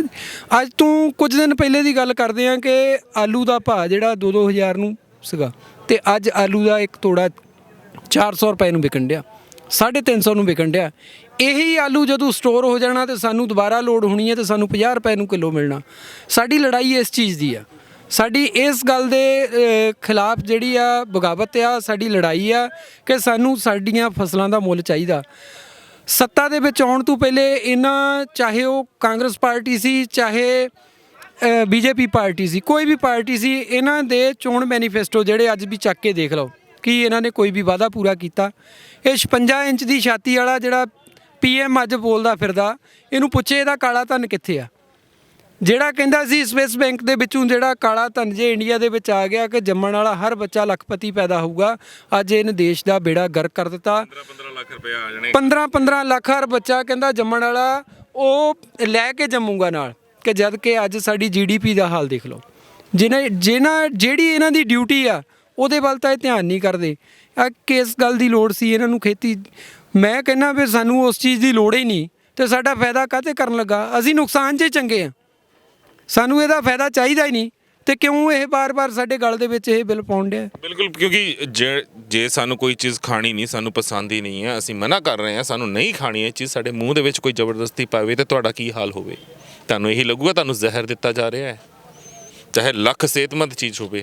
ਜੇ ਹੁਣ ਸਾਰੇ ਕਿਸਾਨਾਂ ਨੂੰ ਇਹ ਲੱਗ ਰਿਹਾ ਕਿ ਉਹਨਾਂ ਦੇ ਮੂੰਹ ਦੇ ਵਿੱਚ ਜ਼ਹਿਰ ਪਾਉਣ ਦੀ ਕੋਸ਼ਿਸ਼ ਕਰ ਰਹੀ ਹੈ ਕੇਂਦਰ ਸਰਕਾਰ, ਤਾਂ ਫਿਰ ਕਿਤੇ ਨਾ ਕਿਤੇ ਆਪ ਕੇਂਦਰ ਸਰਕਾਰ ਨੂੰ ਇੰਨੀ ਅਕਲ ਕਰ ਲੈਣੀ ਚਾਹੀਦੀ ਹੈ ਕਿ ਹੁਣ ਤੱਕ 73 ਸਾਲਾਂ 'ਚ ਬੜੀਆਂ ਤੁਸੀਂ ਰੋਟੀਆਂ ਸੇਕ ਲਈਆਂ, ਬਹੁਤ ਬੇਵਕੂਫ ਬਣਾ ਲਿਆ ਕਿਸਾਨਾਂ ਨੂੰ। ਪਰ ਹੁਣ ਦੀ ਨੌਜਵਾਨ ਪੀੜ੍ਹੀ ਸਮਝ ਗਈ ਹੈ ਤੁਹਾਡੀਆਂ ਗੰਦੀਆਂ ਤੇ ਕੋਝੀਆਂ ਚਾਲਾਂ। ਤੇ ਇਹ ਸਾਨੂੰ ਜਾਇਦਾਦਾਂ ਜ਼ਮੀਨਾਂ ਬਾਬਾ ਬੰਦਾ ਸਿੰਘ ਬਹਾਦਰ ਨੇ ਦਿੱਤੀਆਂ ਨੇ, ਕਿਸੇ ਮੋਦੀ ਨੇ ਨਹੀਂ ਦਿੱਤੀਆਂ, ਕਿਸੇ ਗਾਂਧੀ ਨੇ ਨਹੀਂ ਦਿੱਤੀਆਂ। ਤੇ ਇਹਨਾਂ ਦੀ ਔਕਾਤ ਵੀ ਨਹੀਂ ਹੋਏਗੀ ਕਿ ਇਹ ਆ ਕੇ ਉਹਨਾਂ ਵੱਟਾਂ ਉੱਤੇ ਖੜ ਕੇ ਹੱਕ ਜਮਾ ਜਾਣ, ਤੇ ਨਾ ਇਹ ਨੌਜਵਾਨੀ ਜਮਾਨ ਦੇਊਗੀ। ਹੱਸਦੇ ਖੇਡਦੇ ਬੇਸ਼ੱਕ ਕਹਿੰਦੇ ਹੁੰਦੇ ਨੇ ਬਜ਼ੁਰਗ ਵੀ, ਨੌਜਵਾਨ ਵੀ, ਅਸੀਂ ਤਾਂ ਬੱਟ ਪਿੱਛੇ ਬੰਦਾ ਮਾਰ ਦਿੰਦੇ, ਉਹ ਮਜ਼ਾਕ ਨਹੀਂ ਹੈਗਾ। ਉਰੇ ਤਾਂ ਭਰਾ ਨੂੰ ਨਹੀਂ ਬਖਸ਼ਦਾ। ਸੱਚਾਈ ਹੈ ਪੰਜਾਬ ਦੀ, ਹਕੀਕਤ ਆ। ਇਸ ਮਿੱਟੀ ਨਾਲ ਇੰਨਾ ਪਿਆਰ ਆ। ਦਾਦੇ ਜਿੰਨੀ ਜ਼ਮੀਨ ਕਾਂਟਾ ਮਾਰ ਕੇ ਇੱਕ ਦੂਜੇ ਦੇ ਨਾਮ ਕਰ ਗਏ ਨਾ, ਉਹ 1 ਇੰਚ ਜ਼ਮੀਨ ਪਿੱਛੇ ਵੀ ਭਰਾ ਦੇ ਨਾਲ ਲੜ ਪੈਂਦਾ ਆ ਕਿ ਮੇਰਾ ਮੇਰੇ ਨਾਮ ਕਰਕੇ ਗਿਆ ਸੀ, ਤੂੰ ਆਪਣਾ ਕਿੱਦਾਂ ਹੱਕ ਜਮਾ ਰਿਹਾ ਹੈ। ਇਹ ਨਾ ਸਮਝ ਲਿਓ ਕਿਤੇ ਦੂਜੇ ਪਾਸੇ ਕਿ ਭਰਾਵਾਂ ਦੀਆਂ ਜ਼ਮੀਨਾਂ ਪਿੱਛੇ ਪੰਜਾਬ 'ਚ ਲੜਾਈਆਂ ਹੋਈ ਜਾਂਦੀਆਂ ਨੇ। ਮੈਂ ਮੋਦੀ ਸਰਕਾਰ ਨੂੰ ਇਹ ਕਹਿਣਾ ਵੀ ਜਿਹੜੇ ਪਾਸੇ ਤੁਸੀਂ ਤੁਰ ਪਏ ਹੋ, ਬਹੁਤ ਗਲਤ ਪਾਸਾ ਤੁਸੀਂ ਚੁਣ ਲਿਆ ਆ। ਮੱਥਾ ਜਿਹਨਾਂ ਨਾਲ ਲਾ ਲਿਆ ਆ, ਇਹ ਉਹ ਨੇ ਜਿਹਨਾਂ ਨੇ ਪੂਰਾ ਦਾ ਪੂਰਾ ਭਾਰਤ ਫਤਿਹ ਕੀਤਾ ਹੋਇਆ ਆ।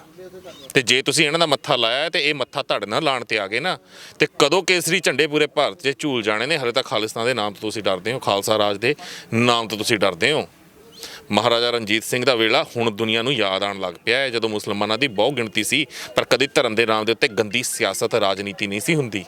ਹੱਸਦੇ ਵਸਦੇ ਹਰ ਕੋਈ ਰਹਿੰਦੇ ਸੀ। ਇੰਟਰਨੈਸ਼ਨਲ ਲੈਵਲ ਤੱਕ ਅੱਜ ਵੀ ਮਹਾਰਾਜਾ ਰਣਜੀਤ ਸਿੰਘ ਦੇ ਰਾਜ ਦੀ ਗੱਲ ਚੱਲਦੀ ਹੈ। ਕਿੱਦਾਂ ਉਹ ਸ਼ਾਸਕ ਆਪਣਾ ਸ਼ਾਸਨ ਸਾਂਭਦਾ ਸੀ, ਅੱਜ ਵੀ ਉਹਦੀਆਂ ਮਿਸਾਲਾਂ ਦਿੱਤੀਆਂ ਜਾਂਦੀਆਂ ਨੇ, ਤੇ ਆ ਵੀ ਮਿਸਾਲਾਂ ਦਿੱਤੀਆਂ ਜਾਣਗੀਆਂ। ਦੁਨੀਆ ਦਾ ਸਭ ਤੋਂ ਘਟੀਆ ਅਗਰ PM ਤੁਸੀਂ ਮਾਰੋਗੇ, ਬੇਵਕੂਫ PM ਮਾਰੋਗੇ, ਤਾਂ ਗੂਗਲ ਦੀ ਸਰਚ ਦੇ ਵਿੱਚ ਮੋਦੀ ਸਭ ਤੋਂ ਉੱਤੇ ਆਉਣ ਲੱਗ ਪਿਆ ਹੈ। ਇਸ ਤੋਂ ਵੱਧ ਕੁਝ ਹੋ ਸਕਦਾ ਹੈ? ਤੇ ਹੋਰ ਉਰੇ ਮਨਜੋਤ ਮੈਂ ਦੇਖ ਰਿਹਾ ਪਿੱਛੇ ਟੀਵੀ ਵਗੈਰਾ ਲੱਗਿਆ ਹੈ, ਉਰੇ ਹੋਰ ਕੀ ਇੰਤਜ਼ਾਮ ਕੀਤਾ ਕਿਉਂਕਿ ਕਾਫੀ ਵੱਡਾ ਤੁਸੀਂ ਲਗਾਇਆ ਹੋਇਆ ਹੈ ਪਿੱਛੇ ਟੈਂਟ, ਲੰਗਰ ਦੀ ਸੇਵਾ ਜੋ ਚੱਲ ਰਹੀ ਹੈ, ਕੀ ਸੀਸੀਟੀਵੀ ਵਗੈਰਾ ਦਾ ਵੀ ਤੁਸੀਂ ਇੰਤਜ਼ਾਮ ਇੱਥੇ ਕੀਤਾ ਹੋਇਆ ਹੈ? ਹਾਂਜੀ ਪ੍ਰੀਤ ਭਾਜੀ ਇੱਥੇ ਸੀਸੀਟੀਵੀ ਨਾ ਸ਼ਰਾਰਤੀ ਅਨਸਰਾਂ ਨੂੰ ਦੇਖਦੇ ਹੋ ਨਾ ਵੀ ਸਾਨੂੰ ਲੱਗਾ ਸੀ ਵੀ ਕੋਈ ਇੱਥੇ ਦੀ ਕੋਈ ਸਰਕਾਰਾਂ ਕੋਈ ਇਹੋ ਜਿਹੀ ਕੋਈ ਸ਼ਰਾਰਤ ਨਾ ਕਰਵਾ ਦੇਣ ਕੋਈ ਲੰਗਰ ਦੇ ਵਿੱਚ ਕੋਈ ਹਰਕਤ ਹੁੰਦੀ ਹੋਈ ਲੱਗ ਰਹੀ ਸੀ? ਹਾਂ ਲੱਗਦੀ ਸੀਗੀ ਵੀ ਇੱਕ ਦੋ ਸਾਨੂੰ ਸ਼ੱਕੀ ਜੇ ਲੱਗੇ ਰਾਤ ਨੂੰ 12-1 ਵਜੇ, ਤਾਂ ਫਿਰ ਅਸੀਂ ਉਸੇ ਟਾਈਮ ਫਿਰ ਫੈਸਲਾ ਕੀਤਾ ਸੀਸੀਟੀਵੀ ਕੈਮਰੇ ਲਗਾਉਣ ਦਾ। ਹੁਣ ਅਸੀਂ ਸੀਸੀਟੀਵੀ ਕੈਮਰੇ ਲਗਾ ਦਿੱਤੇ ਗਏ ਆ, ਤੇ ਇਹ ਵੀ ਹੁਣ ਬੱਤੀ ਦੀ ਬੜੀ ਪ੍ਰੋਬਲਮ, ਜਨਰੇਟਰ ਅਸੀਂ ਲੈਣ ਦਿੰਦਾ ਗਿਆ, ਤੇ ਹੁਣ ਕੱਲ ਤੋਂ ਅਸੀਂ ਦੇਖਾਂਗੇ ਇਨਵਰਟਰ ਵੀ ਲਵਾਉਣ ਦਾ ਵੀ ਜਿਹੜਾ ਸੀਸੀਟੀਵੀ ਕੈਮਰੇ ਇੱਕ ਮਿੰਟ ਵੀ ਜਿਹੜੇ ਨਾ ਬੰਦ ਹੋਣ, ਕਿਉਂਕਿ ਅਸੀਂ ਇਹਨਾਂ ਤੇ ਕੋਈ ਵੀ ਇਹੋ ਜਿਹੀ ਮੌਕਾ ਨਹੀਂ ਦੇਣਾ ਚਾਹੁੰਦੇ ਜਿੱਥੇ ਸਾਡਾ ਕੋਈ ਵੀ ਇਹੋ ਜਿਹਾ ਨੁਕਸਾਨ ਹੋ ਸਕੇ ਜੀ। ਤੇ ਮੈਂ ਉਹੀ ਕਹਾਂਗਾ ਕਿ ਸਿਰਫ ਇਸ ਤਿੱਕਰੀ ਬਾਰਡਰ ਦੇ ਉੱਤੇ ਨਹੀਂ, ਜਿੰਨੇ ਵੀ ਬਾਰਡਰ ਨੇ, ਬੇਸ਼ੱਕ ਕੋਂਡਲੀ ਦੇ ਉੱਤੇ ਤੇ ਸਿੰਘੂ ਦੇ ਉੱਤੇ ਕਿਸਾਨ ਜਥੇਬੰਦੀਆਂ ਦੇ ਸੁਹਿਰਦ ਆਗੂ ਬਹੁਤ ਧਿਆਨ ਰੱਖ ਰਹੇ ਨੇ, ਉੱਥੇ ਰਾਤ ਨੂੰ ਪੈਟਰੋਲਿੰਗ ਵੀ ਕੀਤੀ ਜਾਂਦੀ ਹੈ। ਇਸ ਮੋਰਚੇ ਉੱਤੇ ਵੀ ਪੈਟਰੋਲਿੰਗ ਹੋਵੇ, ਕਿਸਾਨ ਜਥੇਬੰਦੀਆਂ ਦਾ ਫਰਜ਼ ਬਣਦਾ ਕਿ ਇਸ ਮੋਰਚੇ ਵੱਲ ਵੀ ਧਿਆਨ ਦਿੱਤਾ ਜਾਵੇ। ਤੇ ਦੂਸਰਾ, ਇਸ ਮੋਰਚੇ ਉੱਤੇ ਮੈਨੂੰ ਪਤਾ ਲੱਗਿਆ ਕਿ ਧੰਨ ਸ਼੍ਰੀ ਗੁਰੂ ਗ੍ਰੰਥ ਸਾਹਿਬ ਜੀ ਦਾ ਪ੍ਰਕਾਸ਼ ਨਹੀਂ ਹੈ, ਤੇ ਉਹ ਵੀ ਸੰਗਤ ਨੇ ਬੇਨਤੀ ਕੀਤੀ ਕਿ ਅਗਰ ਹੋ ਜੇ ਤਾਂ ਬਹੁਤ ਚੰਗਾ ਹੋਵੇ। ਵੈਸੇ ਤਾਂ ਇਹ ਕਲਾ ਉਹੀ ਪਰਮਾਤਮਾ ਹੀ ਵਰਤਾ ਰਿਹਾ ਹੈ, ਉਹ ਸਾਡੇ ਅੰਗ ਸੰਗ ਹੈ, ਤਾਂ ਉਹ ਹਰ ਪਾਸੇ ਹੈ। ਪਰ ਅਗਰ ਸੰਗਤ ਨੇ ਇਹ ਬੇਨਤੀ ਕੀਤੀ ਹੈ ਤਾਂ ਸਾਡੀਆਂ ਜਿਹੜੀਆਂ ਕਹਿੰਦੇ ਕਹਾਂਦੀਆਂ ਧਾਰਮਿਕ ਅਦਾਰੇ ਨੇ ਜਾਂ ਜਥੇਬੰਦੀਆਂ ਨੇ, SGPC ਨਹੀਂ ਕਹਿ ਰਿਹਾ ਮੈਂ, ਉੱਥੇ ਬੀਬੀ ਜਗੀਰੋ ਨੂੰ ਹੁਣ ਬਿਠਾ ਦਿੱਤਾ। ਤੁਸੀਂ ਤਾਂ ਉਰੇ ਕਿਸਾਨ ਆ ਕੇ ਬੈਠੇ ਹੋਏ ਹੋ, ਲੜ ਰਹੇ ਹੋ, ਮਰ ਰਹੇ ਹੋ ਆਪਣੀ ਹੋਂਦ ਵਾਸਤੇ, ਤੇ ਬਾਦਲ ਆਪਣੀਆਂ ਚਾਲਾਂ ਚੱਲ ਰਹੇ ਨੇ। ਤੇ ਕੈਪਟਨ ਦੀ ਗੱਲ ਕੀਤੀ ਜਾਵੇ ਤਾਂ ਕੈਪਟਨ ਮੋਹਾਲੀ ਦੇ ਕਈ ਏਕੜ ਜ਼ਮੀਨ ਵੇਚ ਕੇ ਕਰੋੜਾਂ ਰੁਪਈਆ ਆਪਣੇ ਖਾਤੇ ਦੇ ਵਿੱਚ ਕਰ ਗਿਆ। ਅਰਾਊਂਡ ਆਈ ਥਿੰਕ 98 ਕਿ 99 ਕਰੋੜ ਰੁਪਈਆ ਉਹ ਆਪਣੇ ਖਾਤੇ 'ਚ ਕਰ ਚੁੱਕਿਆ ਆ ਹੁਣੇ। ਅਸੀਂ ਤਾਂ ਲੜ ਰਹੇ ਹਾਂ, ਮਰ ਰਹੇ ਹਾਂ ਆਪਣੀ ਹੋਂਦ ਵਾਸਤੇ, ਉਹਨਾਂ ਨੂੰ ਕੋਈ ਫਰਕ ਨਹੀਂ ਪੈਂਦਾ। ਇਹ ਉਹ ਸਿਆਸਤਦਾਨ ਨੇ ਜਿਨ੍ਹਾਂ ਨੇ ਆਪਣੇ ਜ਼ਮੀਰ ਮਾਰੇ ਹੋਏ ਨੇ, ਜਿਨ੍ਹਾਂ ਨੂੰ ਸਿਰਫ ਨੋਟਾਂ ਦੀ ਤੇ ਵੋਟਾਂ ਦੀ ਰਾਜਨੀਤੀ ਆਉਂਦੀ ਹੈ, ਜਿਹਨਾਂ ਇੱਥੇ ਹੈ। ਇਹਨਾਂ ਨੇ ਲਾਸ਼ਾਂ ਲਾਣੀਆਂ ਨੇ ਆਪਣੀ ਭੱਠੀ ਗਰਮ ਕਰਨ ਵਾਸਤੇ, ਉਹ ਹਿੰਦੂਆਂ ਦੀਆਂ ਹੋਣ, ਮੁਸਲਮਾਨਾਂ ਦੀਆਂ ਹੋਣ, ਸਿੱਖਾਂ ਦੀਆਂ ਹੋਣ, ਈਸਾਈਆਂ ਦੀਆਂ ਹੋਣ, ਬੋਧੀਆਂ ਦੀਆਂ ਹੋਣ, ਜੈਨੀਆਂ ਦੀਆਂ ਹੋਣ। ਇਹਨਾਂ ਦੀ ਭੱਠੀ ਮਗਣੀ ਚਾਹੀਦੀ ਹੈ ਇਲੈਕਸ਼ਨਾਂ ਦੇ ਵਿੱਚ, ਰੋਟੀਆਂ ਪੱਕਣੀਆਂ ਚਾਹੀਦੀਆਂ ਨੇ, ਕੋਈ ਫਰਕ ਨਹੀਂ ਪੈਂਦਾ ਉਸ ਦੇ ਵਿੱਚ ਲਾਸ਼ਾਂ ਕਿਹਦੀਆਂ ਲੱਗੀਆਂ ਨੇ। ਇਸ ਲਈ ਹੁਣ ਇਹ ਜੋ ਪਰਮਾਤਮਾ ਨੇ ਕਲਾ ਵਰਤਾਈ ਹੈ, ਇਹਦੇ ਵਿੱਚੋਂ ਸਾਡੀਆਂ ਕਿਸਾਨ ਜਥੇਬੰਦੀਆਂ ਨੂੰ ਵੀ ਚਾਹੀਦਾ ਹੈ ਕਿ ਸੁਹਿਰਦਤਾ ਦੇ ਨਾਲ ਇਸ ਮੋਰਚੇ ਨੂੰ ਫਤਿਹ ਕਰਨ ਤੋਂ ਬਾਅਦ ਵਾਪਸ ਜਾ ਕੇ ਇੱਕ ਆਪਣੀ ਖੇਤਰੀ ਪਾਰਟੀ ਹੋਂਦ ਦੇ ਵਿੱਚ ਲੈ ਕੇ ਆਉਣ, ਵੱਡੇ ਪੱਧਰ ਦੇ ਉੱਤੇ ਨੌਜਵਾਨਾਂ ਦੀ ਨਿਸ਼ਾਨਦੇਹੀ ਕਰਨ। ਅਜਿਹੇ ਨੌਜਵਾਨਾਂ ਦੀ ਜੋ ਪੜ੍ਹੇ ਲਿਖੇ ਨੇ, ਸੂਝਵਾਨ ਨੇ, ਲੋਕਾਂ ਦਾ ਦਰਦ ਸਮਝਦੇ ਨੇ, ਸਰਬੱਤ ਦੇ ਭਲੇ ਦੀ ਗੱਲ ਕਰਦੇ ਨੇ, ਉਹਨਾਂ ਨੂੰ ਸਿਆਸਤ ਦੇ ਵਿੱਚ ਉਤਾਰੋ, ਤਿਆਰ ਕਰੋ, ਪਾਲਿਸ਼ ਕਰੋ, ਘੜਨਾ ਸ਼ੁਰੂ ਕਰੋ ਉਹਨਾਂ ਨੂੰ, ਤਾਂ ਕਿ 2022 ਦੀਆਂ ਚੋਣਾਂ ਅਸੀਂ ਫਤਿਹ ਕਰੀਏ, ਪੰਜਾਬ ਨੂੰ ਇੱਕ ਨਵੀਂ ਨੁਹਾਰ ਦਈਏ। ਇਹ ਗੰਦੀਆਂ ਸਿਆਸਤ ਦੀਆਂ ਗੰਦੀਆਂ ਪੌੜੀਆਂ ਜਿਹੜੀਆਂ ਅਸੀਂ ਪਤਾ ਨਹੀਂ ਕਿੰਨੇ ਦਹਾਕਿਆਂ ਤੋਂ ਚੜ੍ਹ ਰਹੇ ਹਾਂ, ਉਹ ਚੜ੍ਹਨੀਆਂ ਬੰਦ ਕਰੀਏ ਤੇ ਪੰਜਾਬ ਨੂੰ ਇੱਕ ਨਵੀਂ ਸਿਆਸਤ ਦੇ ਕੇ ਨਵੀਂ ਉਭਾਰ, ਨਵੀਂ ਨੁਹਾਰ ਦਈਏ। ਅਕਾਲੀ, ਭਾਜਪਾ, ਕਾਂਗਰਸ ਝਾੜੂ ਚੱਕ ਕੇ ਇੱਕ ਖੂੰਜੇ ਮਾਰੀਏ ਤੇ ਪੰਜਾਬ ਨੂੰ ਇੱਕ ਨਵੇਂ ਰੁੱਖ ਵੱਲ ਤੋਰੀਏ, ਤਾਂ ਜੋ ਸਾਡੀ ਪੰਜਾਬ ਦੀ ਨੌਜਵਾਨੀ ਵਿਦੇਸ਼ਾਂ ਦਾ ਰੁੱਖ ਨਾ ਕਰੇ। ਹੋਰ ਤੁਹਾਡੇ ਵਿੱਚੋਂ ਕੋਈ ਆਪਣੇ ਵਿਚਾਰ ਸਾਂਝੇ ਕਰਨਾ ਚਾਹੁੰਦਾ ਹੈ ਜੀ? ਮੈਂ ਇੱਕ ਗੱਲ ਹੋਰ ਕਰਨੀ ਚਾਹੁੰਦਾ ਜੀ ਤੁਹਾਡੇ ਨਾਲ। ਇਸ ਕਰੋਨਾ ਕਾਲ ਦੇ ਵਿੱਚ ਇਹਨਾਂ ਨੇ ਇਕੱਲਾ ਇਹ ਖੇਤੀ ਸੁਧਾਰ ਬਿੱਲ ਦੇ ਆੜ ਦੇ ਵਿੱਚ ਹੀ ਨਹੀਂ, ਇੱਕ ਨਿਊ ਐਜੂਕੇਸ਼ਨ ਪਾਲਿਸੀ ਇਹਨਾਂ ਨੇ ਨਵਾਂ ਇੱਕ ਲੈ ਕੇ ਆਏ ਆ, ਉਹ ਵੀ ਬਿੱਲ ਪਾਸ ਕੀਤਾ। ਜੇਕਰ ਉਹ ਤੁਸੀਂ ਪੜ੍ਹ ਕੇ ਦੇਖੋਗੇ, ਅਜੇ ਤਾਂ ਸਾਰਿਆਂ ਦਾ ਧਿਆਨ ਇਸ ਕਿਸਾਨੀ ਮੋਰਚੇ ਵੱਲ ਆ।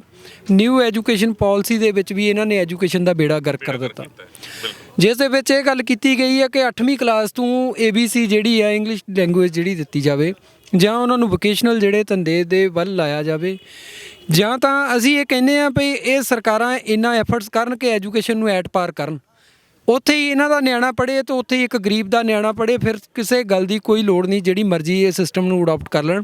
ਆਪਣੇ ਨਿਆਣੇ ਤਾਂ ਇਹਨਾਂ ਦੇ ਆਕਸਫੋਰਡ ਯੂਨੀਵਰਸਿਟੀਆਂ ਦੇ ਵਿੱਚ ਪੜ੍ਹਦੇ ਆ, ਅਤੇ ਸਾਡੇ ਦੇਸ਼ ਦਾ ਬੇੜਾ ਗਰਕ ਕਰਨ ਦੇ ਲਈ ਦੁਨੀਆ ਚੰਨ 'ਤੇ ਪਹੁੰਚ ਗਈ, ਅਤੇ ਅੱਜ ਵੀ ਕਹਿੰਦੇ ਆ ਨਹੀਂ ਜੀ ਸਾਡਾ ਇਤਿਹਾਸ ਬੜਾ ਵਧੀਆ ਆ, ਅਸੀਂ ਦੁਬਾਰਾ ਫੇਰ ਉਹ ਯੋਗਾ 'ਤੇ ਲੈ ਕੇ ਆਉਣਾ, ਅਸੀਂ ਦੁਬਾਰਾ ਫੇਰ ਵੇਦਾਂ 'ਤੇ ਲੈ ਕੇ ਆਉਣਾ।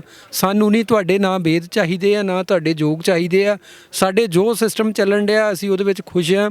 ਇਹਨਾਂ ਦੀ ਅਸੀਂ ਜਿਹੜੀਆਂ ਪਾਲਿਸੀਆਂ ਇਹਨਾਂ ਨੂੰ ਸਿਰੇ ਤੋਂ ਨਕਾਰਦੇ ਹਾਂ। ਤੁਸੀਂ ਐਜੂਕੇਸ਼ਨ ਪਾਲਿਸੀ ਦੀ ਗੱਲ ਕੀਤੀ, ਐਜੂਕੇਸ਼ਨ ਪਾਲਿਸੀ ਬਾਰੇ ਕੀ ਸੋਚਦੇ ਹੋ ਕਿ ਕਿਸ ਤਰੀਕੇ ਨਾਲ ਸਰਕਾਰ ਚੱਲ ਰਹੀ ਹੈ, ਤੇ ਤੁਹਾਨੂੰ ਐਜੂਕੇਸ਼ਨ ਪਾਲਿਸੀ ਬਾਰੇ ਇੰਨਾ ਕਿੱਦਾਂ ਪਤਾ?